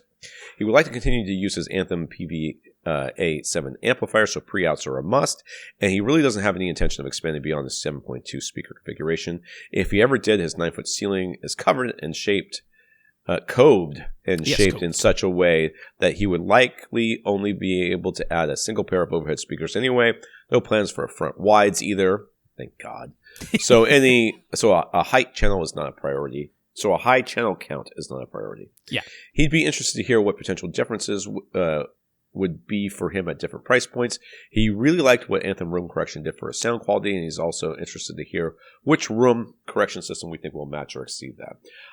Okay, first of all, I'm not going to look at what Rob's links are here. Okay. Because I want to just go off the top of the dome. And Tom could probably predict anyway. It's not a surprising list from me. Yeah, I'm sure. But I want to say, and there's something to be said for peace of mind when you make a purchase. And if you came to me, if this person came to me, right, they're like, all right, I got the amp. I'm looking at this projector. They've already got great equipment. They've already got they've already got their room treatments in there. They've already done the work, right? Mm-hmm. Do I think that any receiver that we're going to recommend from any manufacturer, because we're only going to recommend from like 3, really, is going to sound significantly better or worse than their Anthem? And the answer is no. I think they're all going to sound about the same, or better, or more accurate. Maybe not better is not the word.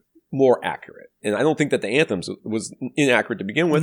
So I feel like you're going to sound the same, right? Yeah. So basically, what you're looking at is I want to make sure they got the right room correction and everything else. But if you said, if I started mentioning things like the Denon 3800, which is what I would recommend, right? Is right in that, right? It's got more channels than he needs, but it's got some expandability. He's got all the room correction, the right room correction. It's got all the inputs. It's got everything he needs, right? That would be my off the first thing I would say. But if I looked at his face as I said it and I could see a little disappointment, I would follow it up with, or you could get an Anthem receiver.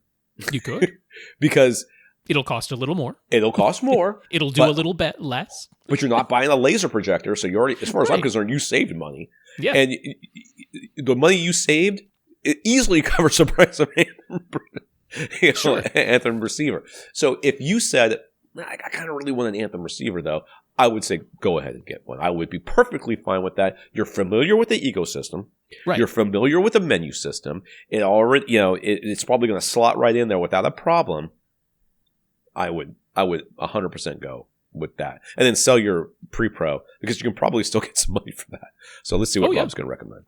Yeah, so I'm going to go in the order of ascending price. So I'm going to start at the least expensive that I would recommend to you here. Now, the models I'm recommending, by and large, they do have a greater channel count than 7 speakers. And I mean, I'm not doing that to get you to the higher channel count. No. I'm doing it to get you the pre-outs that you still want to use. And look, to me, that makes perfect sense. You've got a setup where you're like, I already like my amplification. It's already all wired to my speakers. I would rather just run the pre-out connections at the back of my rack rather than having to rerun all the speaker wire or anything like along those lines. So yeah, that I'm perfectly happy with that. And then I wanted to mention, if you do get one of these receivers that has the higher channel count, and you're saying, okay, I'm not actually going to physically connect any new overhead speakers, they do have like the Dolby Height virtualization that lets you continue using the physical 7 speakers you already have, but it virtualizes the overhead channels. And when it does that virtualization, it goes up to the maximum channel count that the receiver supports. So the ones that stop at 9, you would be stopping at 7.2.2 virtualized, whereas the ones that go up to 11, you can go to 7.2.4 virtualized. So I think that's not a completely insignificant feature to consider in this situation, that having the channel count that could go as high as 11 lets you virtualize 4 overhead speakers, and the effect is, honestly, it is noticeably different from not virtualizing those overhead speakers. It's not a complete nothing feature. So I'll start off with Onkyo's TXRZ50, which over at Accessories for Less you can get for $900 right now, and buying it brand new you can get it for $1,200. So this has all the features that you asked for. The room correction that comes built in is DAC Live. And he said in his email he's got some curiosity about DAC Live. So that is the room correction system that comes bundled with this. It's no extra price. It's full DAC Live. It does not have the DAC Live bass control, and it is not upgradable. The RZ50 you cannot upgrade. You'd have to go all the way up to the $2,700 RZ70 to get the DAC Live bass control as an optional paid add-on. But as I talked about before, I don't really think that's worth it in a 2 subwoofer setup. You'd want to use it in a 3 or 4 subwoofer setup, and these Onkyos don't have 3 or 4 subwoofer outputs. They have 2. So I find it a little bit questionable, in my opinion, whether that would be even worth it on the RZ70, on the RZ50. It's not an option, so you're not even worrying about it. But if what you want is to go for DAC Live, this is the most cost-effective way to do it and have all the features that you asked for. Now, exactly like Tom predicted, my top recommendation, as well as his, is going to be Denon's X3800H receiver. Accessories for Less is selling that for $1,000, and it's being sold brand new for $1,300. Accessories for Less actually is also selling it brand new, not refurbished, for $1,250. So that's about the best price I could find, but it's still a little bit higher than the RC70 brand new. So going in order of price, that's where the X3800H slots in. Now this has every feature you could possibly be asking for, full set of preouts. It actually has 4 subwoofer outputs, even though DAC Live bass control is not an option on this. Now, this, of course, comes with Odyssey Mult-EQ XT32 as the room correction program that's built in. But if you are curious and you are willing to pay extra, $200 extra, to add DAC Live, that is an option on this model. Well, so also you get can the X on there too. There is also a Mult-EQ X as an optional paid upgrade, computer software version upgrade to Odyssey Mult-EQ. So if you want to try a bunch of different room corrections and compare them, and you're willing to spend several $100s to make that comparison, this gives you the option to do that. But this is really my top recommendation to you. It also has the nice feature of you can individually turn off any of the built-in amplifier channels of the X3800H. It's not all or nothing like the 3700 and earlier were. It's individual channel by channel. You can turn off the built-in amps. So if you do end up expanding to any more speakers, or you end up just wanting to power your surround backs with the built-in amplifier or something like that, you have the option to do that while turning off the fronts and center and surround completely independently of all the other channels that are in there. So I just wanted to mention some other ones that you might consider for going price-wise. Integra's DRX 3.4 is just the Integra version of the Onkyo NR7100, but the Integra goes for $1,500, and it is a model that maxes out at 9 speakers. It cannot go to 11 speakers. That one also, like Onkyo's, comes with DAC Live, but honestly, there's no reason to pay more over the RZ50. There's no compelling reason. It does less, including the virtualization would stop at 9 speakers instead of 11, and it costs more. So there's no reason to do that. You might have thought, okay, is there something from NAD or from Emotiva or from Monoprice in their Monolith series that would, be a higher value or something like that? All of those brands, they're still stuck at HDMI 2.0. And you said you want to do all the HDMI 2.1 things. So for that reason, I kind of disqualify them. And then, just like Tom said, you could certainly stick with Anthem. You could stick with Anthem, and for $16.15 right now on price, $16.15, not 50, on sale, but normally $1,900. There's their MRX 540 8K, and as the 8K and that name implies, these are all HDMI 2.1 ports on the back of there. Now, this only has 5 amplifiers built in. It has 7 channel pre-outs. So if you were like, I want the one that stops at 7 and it doesn't do any virtualization or anything like that, this is the one that does it at a higher price. But other than that, has all the features that you were talking about and looking for. And then another brand that I can mention, Arcam. Their AVR11, which goes for $2,500. So we're, $1,000 basically a jump that we did there. This one has 7 amplifiers built in, but can process up to 11, including virtualizing up to 11 speakers there. This comes with DAC Live and is upgradable to DAC Live with bass control as well. So those are sort of the options there. But yeah, $3,800 would be my top choice. But if you went with the Onkyo, even just to save the $100, or because you're like, yeah, I really would prefer DAC Live, like, yeah, that makes perfect sense. That RZ50 is a great deal as well. So Andrew did a comparison between the Onkyo RZ50 and the R7100. I think he has the RZ50. So he did that on AV Gadgets. You can take a look at that. I also did a article about buying a new receiver, and kind of goes through the thought process of how you, even though you may not want all the features that you get, you buy the receiver for the features that you want. And, and wanting pre-outs, you're going to end up getting a bunch of stuff you didn't want. You're like, I'm not going to use all these amplifiers that are in here. Yeah. You're like, well, you wanted pre-outs, and that's what you get. Yeah, but that means you also automatically get the top level of room correction for whatever that brand gives you. So you're getting all the things you want. And like I said, that virtualization is not something to sneeze at completely. I would make use of that. So the run from the back of his current pre-pro to the back of his current projector is exactly 31 feet. And like you said, he does have conduit installed. So which new HDMI cable does he need to pull through here? If at 31 feet, you're going to need a optical solution. Yep. Yeah, you're going to want ultra high speed, so that's going to be fiber optic for ultra high speed at this point. I'm going to point you to Rui Pro because they are one of the few that has an ultra high speed certified fiber optic HDMI cable offering that is in-wall rated, and even though you're putting it inside a conduit, that conduit is inside a wall, and the fire rating is though the in-wall rating is all about fire prevention. It's that's what that rating is there for. So you still want to have a fire-rated cable, and this is properly CL2 rated for that. Thankfully, one of the links that they sell is 33 feet.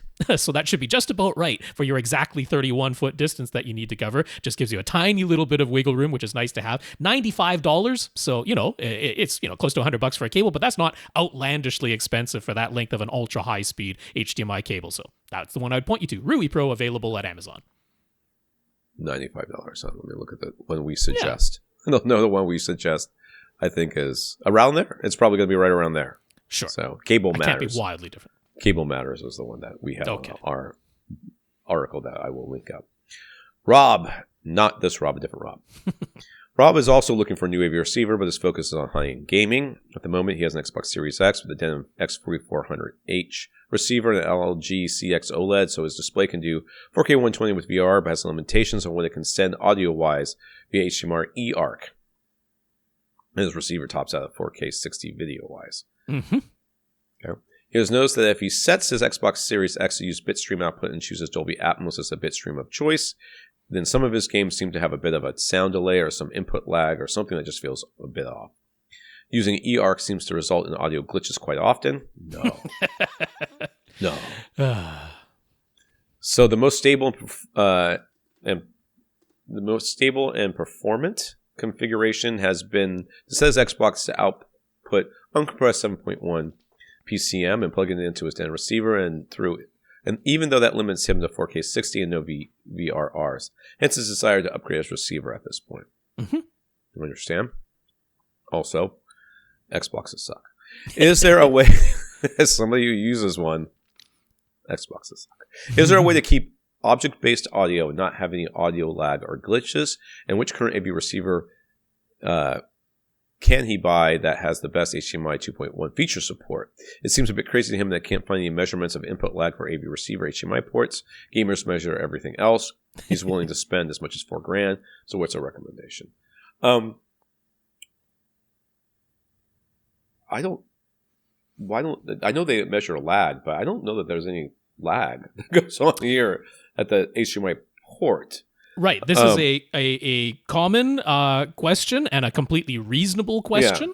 Yeah. So thankfully over at HD TV Test, Vincent Tio, certainly one of my favorite reviewers that's out there, he demonstrated this using a lag tester on an Onkyo RZ50 that I just talked about on the last question there, which is going to be one of the potential recommendations that I make to you right here, demonstrated that there's no input lag added whatsoever by plugging an Xbox Series X or a PlayStation 5 into that Onkyo receiver's HDMI ports and then sending the HDMI output from the Onkyo receiver to your television. There's no input lag, not a single fraction of a millisecond added there, unless you activate the video processing in the AV receiver itself. So you do want to turn any of the video processing that the AV receiver can apply to the signal. You want to turn all of that off. So if you love being able to see the volume visually shown on your screen when you turn up and down the volume on your AV receiver, you're not going to have that. That's going to be turned off. Anything that's being altered to the HDMI signal, you're going to turn off in the AV receiver. When you do that,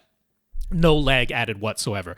So as far as which AV receivers I would recommend is the exact same list as the previous question that we just went through with Keith. Yeah. So if you jumped directly to this one, just go back in the listen show notes. Don't tell him it's the one before this one. Right. He's got to listen to the whole podcast. It could be. But yes, start just go back, here and then go to the end. And then if you don't hear it, come all the way back. Go to the beginning and start again. But yeah, again, my top recommendation is going to be the Denon X3800H. Does all the features you could possibly want, and that Onkyo TX-RZ50 is a darn good deal. And if you prefer DAC, then that's what I would get instead. And neither of them is going to add any input lag, and they will support all the HDMI 2.1 things. It's so funny that every generation of receivers, we kind of settle on the receiver to buy. Yep. And it's always the one that has, it's just like that good upper middle of the road.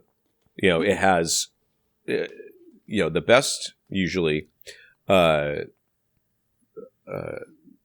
correction. It has pre-outs. Mm-hmm. It has not all the channels, but most of the channels. And it usually can process more than the channels that it has. Not always, right. But it usually processes more than the channels it has. And it's a completely unreasonable price for anybody who's buying for the first time. Who's like, yeah, right. I would never spend that much on that. It's like cyclists who are like, a $2,000 bike is, oh, geez, that's cheap. And like everybody else is like, you spent $2,000 on a bicycle? I'm like, getting it from both sides over here. Yeah, that's right. All right. So it's funny that we always end up right in that sort of like $1,100 to $1,500 range for an AV receiver. And it's been that way for generations. my first Denon that I bought was at 3508. Was that what it was? Or 3805? Whatever it was back then. That was $1,000 when I bought it on sale. Maybe even refurbished. But it was on sale. $1,000. $999 is what I bought it for. Paul. Several years back, Paul came across 3 Parasound HCA 1000A stereo amplifiers being sold at an insanely cheap price at Goodwill. He's actually seen lots of older hi-fi equipment available at Goodwill, so that's a tip to any bargain hunters out right there. Mm-hmm. These amps are rated to deliver 125 watts per channel into 8 ohms or 200 watts into 4 ohms, but they also have a switch on them to run them in bridge mode, at which point they're rated to deliver 400 watts into 8. There's a warning not to use speakers with impedance lower than 8 ohms within bridge mode. He'd like to know what exactly happens when running a stereo amp in bridge mode. Exactly? I don't know, but I'm sure Rob does. He's read that the input sensitivity is doubled and that the distortion can greatly increase sometimes as Revel speakers are rated at 8 ohms nominal, but he's seen the graphs of their impedance goes across the entire frequency range, and they definitely dip below 8 ohms a lot of the time. That's what nominal means. Yep, it's about average. There's that scary warning not to use the speakers below 8 ohms within bridge mode. So is he potentially doing any damage or making his sound quality worse in some way by using them in bridge to power his front 3 speakers? Okay. Let's just, since I don't know the answers to this question off the top of my head, or even not off the top of my head, I've never known the answer to this question because I know that you bridge them, you press the bridge switch or whatever, and now both of the 2 amps that are inside here are somehow used together to give you more power or something. I don't know. Rob's going to tell you. But if you are ever in doubt of whether or not an amplifier or some equipment that you're attaching to your speakers is adding noise or doing something to it, the simplest test is just to plug it in, turn it on, and then turn the volume up to reference level without any content playing, and then go sit down. If you do not hear anything, there's not enough like noise, so that if that's the thing you're worried about, that there's not going to be any it's not adding noise. Now, could it be adding distortion at this volume level? Yes, it could, but you won't know that till you start playing stuff. And you're like, well, I never listened to volume level, at reference level. I don't care. This is just a test for whether or not there's a noise floor increase, which we have heard before with like receivers, like Den receivers. If you plug in all 9 or 13 speakers that they can power, sometimes you introduce a noise floor there. So if you're like, okay, well, I'm going to try this in bridge mode, but I'm a little bit worried about it adding noise because I heard that can happen. First of all, you read it in one post on Reddit. Let's just be honest here. And second, you can test it really quick, and this is how you test it. Now, Rob, answer the rest of the question. Yeah. So in terms of what actually goes on in a bridged mode amplifier, so normally when you've got your black and red, speaker binding posts that you're looking at there, right, those two things are like an alternating current, right? You can think of like the signal's going out of the red and into the black, and then it reverses and goes out of the black and into the red.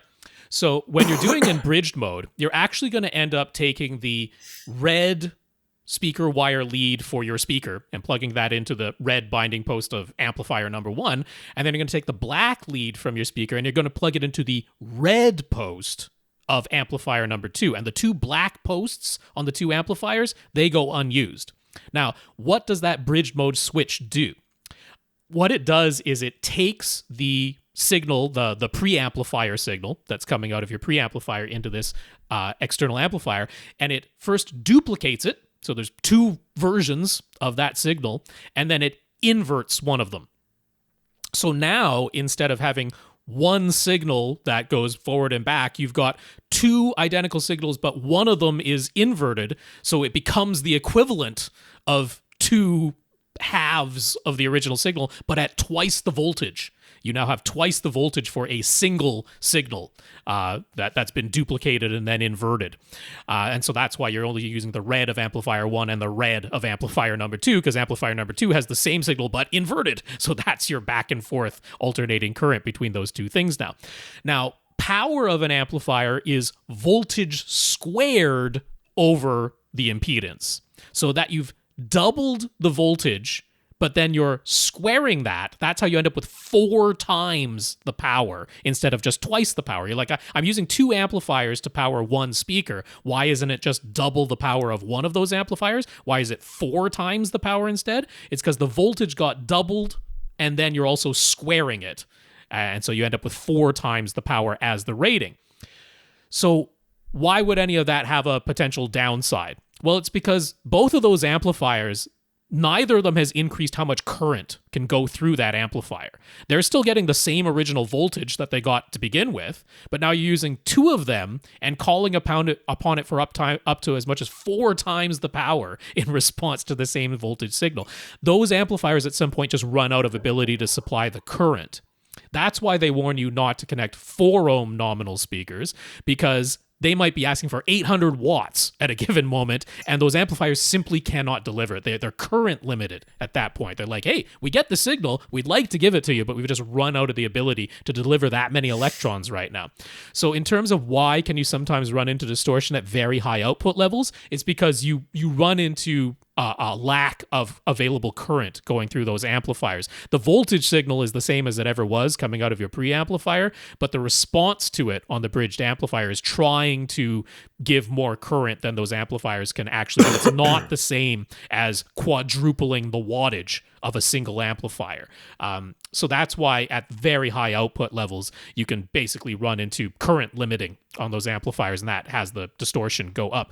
All of this is more theoretical and measurable than it is in real life usage. In real life usage, you're not going to be at those maximum output levels. That's like a really, really rare occurrence to be at those maximum output levels. And if you do, they still have soft clipping in there that just, rolls off the response without it going into horrible distortion. So in practical use, you're not going to be getting like 400 watts and 800 watts flowing through this thing. It's not going to be delivering horrible distortion. On paper, all of those things exist and are possibilities, but in reality, in practice, you're just not really ever getting to those levels. So perfectly safe to use it the way that you're using it, and that's what's going on with a bridged amplifier.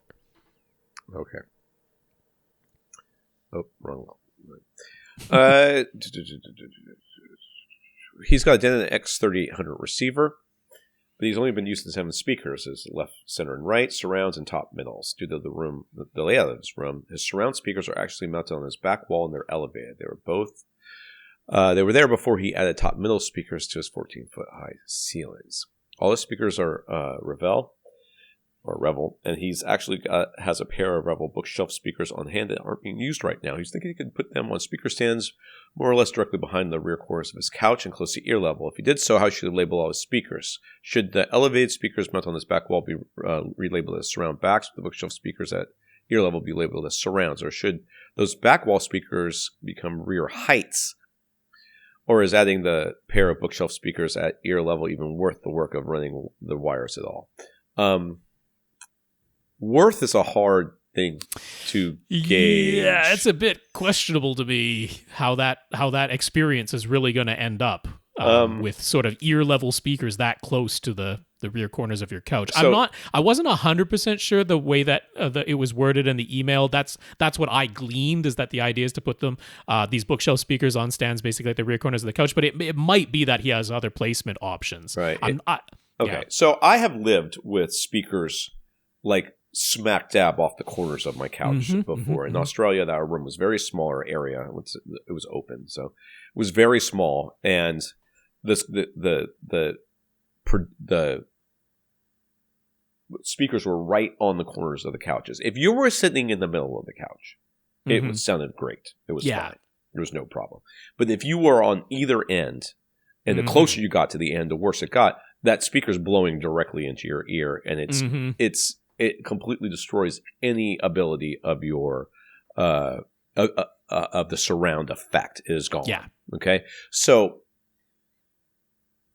if you literally are going to put them right on the edges of the couch, and there's more than just you living in this house, and that somebody, like, usually what happens is one person likes to sit on one end because there's like the chaise portion of it or whatever, or many couches, like the ends will recline but the middle won't. You tend to have people on the ends. I would not do this. Now, if you can put some space, and I'm talking like 3 to 5 feet at minimum between your side surrounds, which is what this would be, and the couch, person seated on the couch, and closer to 5 would be better than 3. Then I would say yes, you should go for this, and I would look at the Dolby angles, because you might be at rear heights, but even with rear height, well, no, you can do rear heights and top middles, but I would just look at the angles, and I might even just like test both. Well, yeah, like I agree. If you do end up adding the bookshelf speakers as your surrounds, I probably would relabel the speakers that you've already got mounted on the back wall as some form of height speaker, simply because that now gives you 4 overhead speakers. Like, you could relabel your top middles as top fronts and call the speakers on your back wall rear heights. Like, that's just a label. That's all it is a label. So you could do that, and then at least that would give you 4 overhead speakers. I'm not like, it's just because I don't think surround backs are at all critical here, and I would rather have the steering of 4 overhead speakers versus the lack of steering by only having 2 overhead speakers. So that's purely on that. But this really comes down to, where are those bookshelf speakers actually going to get placed? Because I'm with Tom. I'm not super keen on doing this if they're actually going to be like right at the rear corners of your couch. I probably just wouldn't do it then. In his email, he definitely said the bookshelf speakers are going to be behind the couch. There was no mention of putting them to the sides, basically in front of the big window that we can see, and whatever is over on the right-hand side of the room. That seems to be a no-go. It seems that the speakers are not going to be to the sides. So I don't know if he was thinking, they're actually going to go like at ear height on that back wall, like on that table back there. I wouldn't do that either, because what are you going to do? Leave the elevated ones labeled as surrounds and call the new bookshelves that are like smack dab in the middle of your back wall surround backs? That's not worth it. I wouldn't do that. So it's either going to be that you can have reasonable placement of the bookshelf surrounds, which to me wouldn't be right on the rear corners of the couches. It would be farther off to the sides. If that's doable, then I'd be okay with it, and I'd relabel so that you have 4 height speakers. But otherwise, if you can't get that placement of those bookshelf surrounds, I personally just wouldn't do it. I would keep things as is, because what you've got right now is pretty nice, pretty good. Dan recently purchased some upgrades. He's got a brand new Sony AZ5000ES 11-channel receiver and an Xbox Series X. This TV is still a Sony Z9D, so that tops out at 4K 60, inputs and no VRR, but it does have Dolby Vision. His other sources are a Sony Ultra HD Blu-ray player and an Apple TV 4K, a Sonos Connect, and an old Shiba HD DVD player. Jesus. That honestly never gets used anymore, so get rid of it. Everything with an Ethernet connection is hardwired, and controls everything with a Universal Remote brand total control system. Okay. He's having problems with HDMI. Who doesn't? The HDMI cable that goes from his new AV receiver to a Sony TV is plugged into the Sony's HDMI 3 input, which is HDMI ARC port. But ever since he got the Apple TV 4K, he really does not use the TV's built-in apps at all, so HDMI ARC is not actually needed. The TV's inputs can be set to either standard, HDMI 1.4, or enhanced, HDMI 2.0. He wants to be able to maximize what his Xbox Series X can do, so the Sony's HDMI 3 input is set to enhanced. He's turned off Sony's Bravia Sync, which is their name for HDMI CC, since, as mentioned, he doesn't really need HDMI ARC functionality anymore. The new Sony 5000 ES AV receiver lets you set each of his HDMI inputs to either standard or enhanced as well. So he set them all to enhanced, but then discovered that his HD DVD player wouldn't work unless his input was set to standard. The thing's so old, dude. I'm surprised it works at all. So he did that, even though his HD DVD player literally never gets used anymore. Again, take it. Why are we talking about this thing? Get rid of it. Because of the question that's going to come up. All of his HDMI cables are either high-speed premium certified or ultra-high speed, and none of them are longer than 3 meters. His Apple TV 4K seems to work just fine. That's the end of the good news. All of his other sources have the video signal cutting in and out, as though to a signal lock or handshake cannot be established and held. He's found that if he sets all of the HDMI inputs to standard, then things are stable, but then he can't get 4K 60 and HDR and Dolby Vision working even from his Apple TV 4K. So he needs the enhanced setting for those things, which he obviously wants. What's the fix here? Is it as simple as completely unplugging his old HD DVD player, even though it isn't even powered on? Is it somehow screwing up everything else with its need for standard HDMI setting? I mean, I can't even believe we're talking about this. Why are we talking about this? Here's the thing I don't use. I've plugged in because I'm afraid that I'll hurt its feelings if I unplug it. I mean, why? You never know when I might want to play an HD DVD in one day. This is absolutely something I would try, because you don't even have to physically remove it. You just have to unplug its HDMI cable, which seems like a fairly easy experiment. So I would definitely do that and set all of the HDMI ports to enhanced and see if that was enough. Because yes, when a device, any device, I mean particularly cable boxes, but any device is plugged in but in standby, right? It's not fully awake, it's not fully powered on, but it is plugged in, and it's got that little standby light on. Yes, there is still signaling going back and forth on that HDMI cable, and that might be it. The stupid one device that requires a standard HDMI bandwidth setting could be the thing screwing it up, and that seems like a very easy experiment to try. Yes. And then throw the HD DVD player away. He's tried swapping cables as he needs some sort of EDID device. Yes, you need to spend $200 or $300 on HD Fury so that you can keep your HD DVD player in line and never use it. Why is HDMI such a mess, and what's going to happen when he upgrades his TV to something that can do 4K 120 and VRR? Well, by then, hopefully you will have gotten rid of the HD DVD player, or at least just keep it unplugged all the time. Right. Honestly, that thing's so old that it really is the problem, which it could be. I mean, one of the things that we find constantly, and what it sounds like is kind of happening here, is that something is still trying to handshake, or HDMI CC is still enabled someplace. And it might be... I fully believe you that you turned it off in your TV, but HDMI CEC is the ghost in the system that you can never root out and get it to completely go away. You have to turn it off in every single individual device. Turning it off just in the TV or just in the AV receiver is not enough. You have to turn it off in every single source device as well. The HD DVD player might be so old that back then they were like, why wouldn't anybody want this on? Why would they want it on? It's always going to be on because everybody's going to use it because it's going to be amazing because they told us it was going to be amazing. And then it's going to be on constantly. I don't think HD DVD players ever had CEC because I think they were old enough that didn't exist yet. But yeah. Okay, who knows which one he has. So, yes, I would unplug your HD DVD player first of all. And that could just solve your problems. That might be it. Second, I would go through every single device. Yep. And make sure that HDMI CC of whatever flavor it's called in there is set to off because you're not using it, and all it's going to do is screw everything up. And one last thing, it also isn't completely out of the question that there's actually just a little problem with your HDMI 3 input on the Sony. I know you've got your universal remote macros all set up to use it, but it's not that huge of change to just try one of the other HDMI inputs because you don't need ARC anymore. So plug it into HDMI input 1 or input 2 or whatever, and then just try that, because it could actually be that the handshaking and signal dropping is because the physical port, HDMI 3 port on your Sony TV has some glitch in it. So that I would change. Sure. That's also not a bad idea. Where are we on this thing? Oh, we can do like 2 more if we can. Nah. Monty would like to get some... Monty is his name. Their name. I don't know. Monty would like to get some Atmos speakers that will be easy to mount up high on his walls. He likes to design the FCS prime elevation speakers, but he doesn't particularly want to spend that much, so less than $250 each. Mm-hmm. As his 5 main speakers are Ascend Acoustic Sierra Ryle model, so he wants the full Atmos setup to sound good together. It doesn't matter what's up there. Who cares? He's 100% fine with the Atmos speakers being a different brand, and given his budget, they're going to have to be something other than a Ryle ribbon tweeter design. Well, talk about overkill.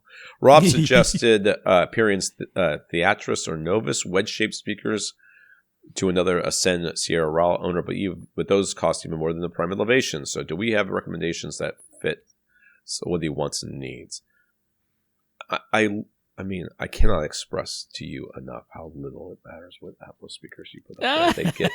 I mean, it's not that they don't make any sound. They do make sound, and it's not that they don't need to be of decent quality.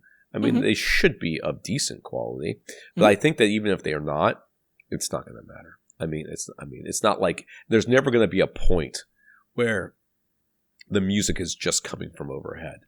You right. know what I mean? And the timbre match is so off that you're like, oh, I've got to replace those overhead speakers.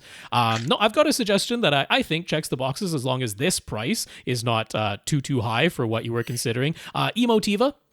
They have wedge-shaped speakers that use a folded ribbon tweeter. So the main thing I love the Ryle ribbon tweeters for is that transient response, and the folded ribbon tweeters come pretty darn close to that same type of very rapid transient response. I'm not going to say that this is a perfect timbre match. I don't feel that it is, but that transient response is there. The shape of the design is there. These are the Air Motive A2 Plus in the current lineup from Emotiva speakers, and they go for $300 a pair. So that's definitely less than $500 a pair. I don't know if $300 a pair is cheap enough, but it is definitely cheaper and it has the right form factor. These have a really nice bracket system for attaching them to the wall or ceiling as well. 4 screw points on a separate bracket that you connect to the wall or ceiling first, and then that bracket connects to the top and bottom of the speakers themselves. So really nice, secure, and easy system for putting that all into place. And it's the right shape, and I think closer to the right price and the right sort of transient response, and I would recommend those Emotiva Air Motive A2 Plus wedge-shaped speakers to you. Oh, I was trying to find that stupid article. Oh, I'll do it later. All right, Matt, another AV... Jesus Christ. It's a theme this week. It is a theme this week. Just buy the 3800. Okay, we're done. This one I've actually got a little different suggestion. Matt has another AV receiver buying question. He has a dedicated home theater room. It's roughly 16 by 22 with 10-foot ceilings. He sits 13 or 14 feet away from his display. That doesn't say how far away he sits from his speakers, though. Well, we can extrapolate that the center is pretty darn close to that same distance. One would think. We've got about a 4-meter listening distance, pretty darn close to a 4-meter listening distance, and a decent-sized room, a medium-sized room, verging on large, medium-large size room here. He recently purchased a full new 11-speaker setup, all Martin Logan Motion XT series speakers with F100 towers and C100 center up front, for B100 bookshelf speakers for surround and surround backs, and 4 MP10 wedge-shaped speakers from the regular Motion series for the overheads. They're all rated as either 4 or 5 ohm nominal impedance with a 92 and 93 dB per 2.83 volts per 1 meter sensitivity. He was originally planning... Well, because you can't just say 1 watt, 1 meter, because the impedance is lower than 8 ohms. I know. It's the 2.83 volts, yes. He was originally planning to continue using his Yamaha RX A3070 receiver to run the 11-speaker setup and power the 8 speakers itself. And then 8 of the speakers itself. 8 of the speakers itself. And then spend about $1,500 on a beefy 3-channel amp to power his front 3 speakers. But then he saw accessories for less, selling this Denon X6700H for $1,500. That already has 11 amplifiers built in, plus the ability to expand to 13 speakers if ever wanted to. He's not a gamer, so the single HDMI 2.1 input limitation of no concern to him. He is curious about trying out front wides to see if he likes them. And while his Yamaha has functionality functionally done everything he needs. He's curious to find out if you prefer Odyssey's results over Waipow and Yamaha's parametric EQ. What do we think you should do? I think you need an amp. That's with you. You're gonna need an amp for the front three speakers because you're too far away. Sure. I don't think the Denon's going to be able to handle it for those front three speakers. For the rest of them, I'm okay with. I assume that you're sitting pretty close to those, but I think you're gonna need an amp now. Do I think that you're going to notice a huge difference between the room correction from the Denon and the Yamaha? It's possible. I don't know what the rest of your room looks like. I mean, it sounds like you've got a lot of nice equipment in here, but what I didn't hear you say anything as about room treatments. And usually what people do is they're like, I've spent all this money on speakers. What's your room like? Have you ever seen a glass box? Yeah, okay. I can't remember clearly because we had multiple emails that were along similar subject lines this week, but I think he mentioned that his room is treated. Well, that would be good. If that's the case, then there is a chance you might notice a difference. And it would certainly be positive, I would think, because the parametric EQ isn't quite as powerful as with fur filters and everything else that goes on with Odyssey stuff. So I don't know that it would be reason enough for me personally to upgrade, but you are going to need an amplifier either way. I don't think that any of these receivers are meant to power these types of speakers from these distances. Yeah. I mean, I'm in full general agreement with that. Because the idea was, he's like, yeah, I'm perfectly happy to keep the Yamaha receiver that I have. It only has 9 amps built in. So if I'm going to do an 11 speaker system, I have to buy at least 2 external amplifiers. And then given the speakers I've got, the room size I've got, the seating distance I've got, it makes sense to power the front 3 with the external amplification. And then, all of that lines up. It's where this all sort of turned on its head was saying, oh, I think I'm going to spend about $1,500 on that 3-channel amp. And then noticing, oh, here's this 11-channel receiver from Denon, already has all 11 amplifiers built into it for the same price that I was thinking of spending just on a 3-channel amp. So should I get one or the other or some new combination? So this is where I come along and say, okay, we can just do the math. We know that these speakers are, right around 89 decibel sensitivity with 1 watt from 1 meter away. That's right about where they're going to be. And then given your 4-meter distance, but you're in a room, you're not outdoors or in an anechoic chamber, at 4 meters distance, you're going to lose about 8 decibels just due to distance from those speakers. So we total that up, and once you get to 100 watts sustained, which is pretty common for external amplifiers that aren't crazy expensive and beefy, 100 watts sustained, now you are able to sustain 101 decibels at your seating distance with these speakers if you had a 100 watts RMS, all channels driven 3-channel amplifier to do that. That doesn't have to cost $1,500. And then for the 200 watt momentary transient peaks, you're at 104 dB. You're right there at full cinema reference volume. There's no need to go any louder than that. And any good 100 watt per channel sustained amplifier can give you the momentary 3 decibel peak at 200 watts. That's not going to be any sort of an issue or problem. So what I'm driving at here is I would go get an Emotiva Bass X A3 for $550 instead of $1,500. That would be pretty much an ideal choice with its RCA inputs to pair with any AV receiver and power your front 3 speakers here. The other option that isn't egregiously more expensive and gives you a 5-channel amplifier is Outlaw's Model 5000X. I'm a big fan of that amplifier at $770. Now you could power your front 3 and your surrounds, or power your front 3 and your front heights if they're the speakers that are farther away than any other speakers in your system, for a fairly reasonable price. And that thing, like these are 4 or 5 ohm speakers, it will sustain 180 watts into 4 ohms.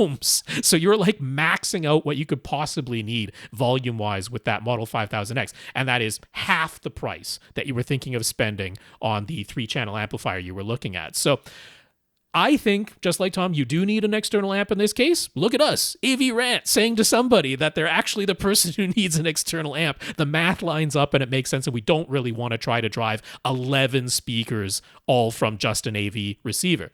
Now the only question is, okay, you're going to get one of those amplifiers either way. Do you also want to sell your Yamaha, get some money, and bring in the X6700H because you're curious about front wides and Odyssey, look, yeah, that's a perfectly reasonable thing to do for those reasons, right? If those are the reasons you're going to do it. Or you do have the option of, okay, you spend the $1,500, you get the X6700H, now you're out of money, but you still have your Yamaha on hand. Nothing is stopping you from using your Yamaha receiver as an external amplifier to power your front 3 speakers, because it has 2 powered zones. You can definitely power 3 or 4 speakers using the Yamaha just as an amplifier at that point. And then if you're like, okay, that's a clunky setup, I don't love it, once you've saved up some money, you get the Emotiva or something like that. Probably won't take you that long. So you've got solutions here either way, but I would say in this instance, the only real reason to get the X6700H is if you really want to try out those front wides and or you really want to switch to Odyssey instead of YPOW. If you're like, those two things don't really matter, then I would just save some money and get either the Emotiva or the Outlaw amplifier. Those you do need. Okay. Who do we have left? We have on our list Mohsen, who is revisiting some of the things we talked about before, Will, and Michael, whose question actually came in on Monday, but I thought if we get there, I'll have it on the list just in case. So those 3 are on the list and shall be the first ones next week. Ooh, I'm freezing in here. I guess I should put on... You probably have a bit of a fever still. No, I don't. But I do have shorts on. Which explains part of my problem. Once I start moving, I'll be fine. All right. I want to thank our listeners on the week. We're going to thank our 135 patrons over at patreon.com/AVRant podcast.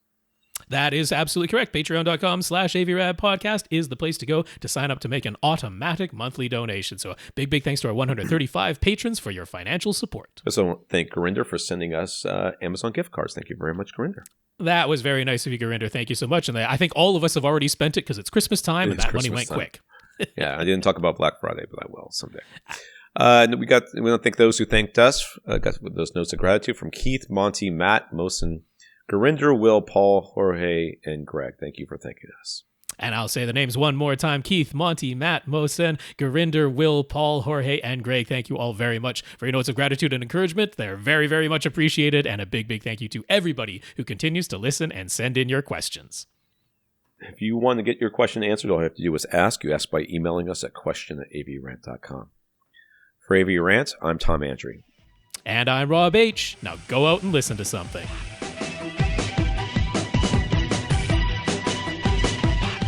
Want your question answered? Send it to question@avrant.com.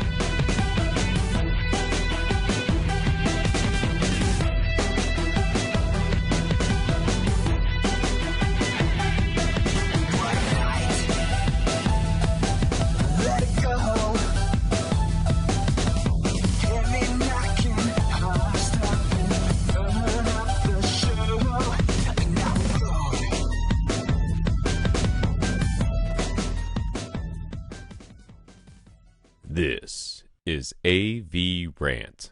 Now go out and listen to something.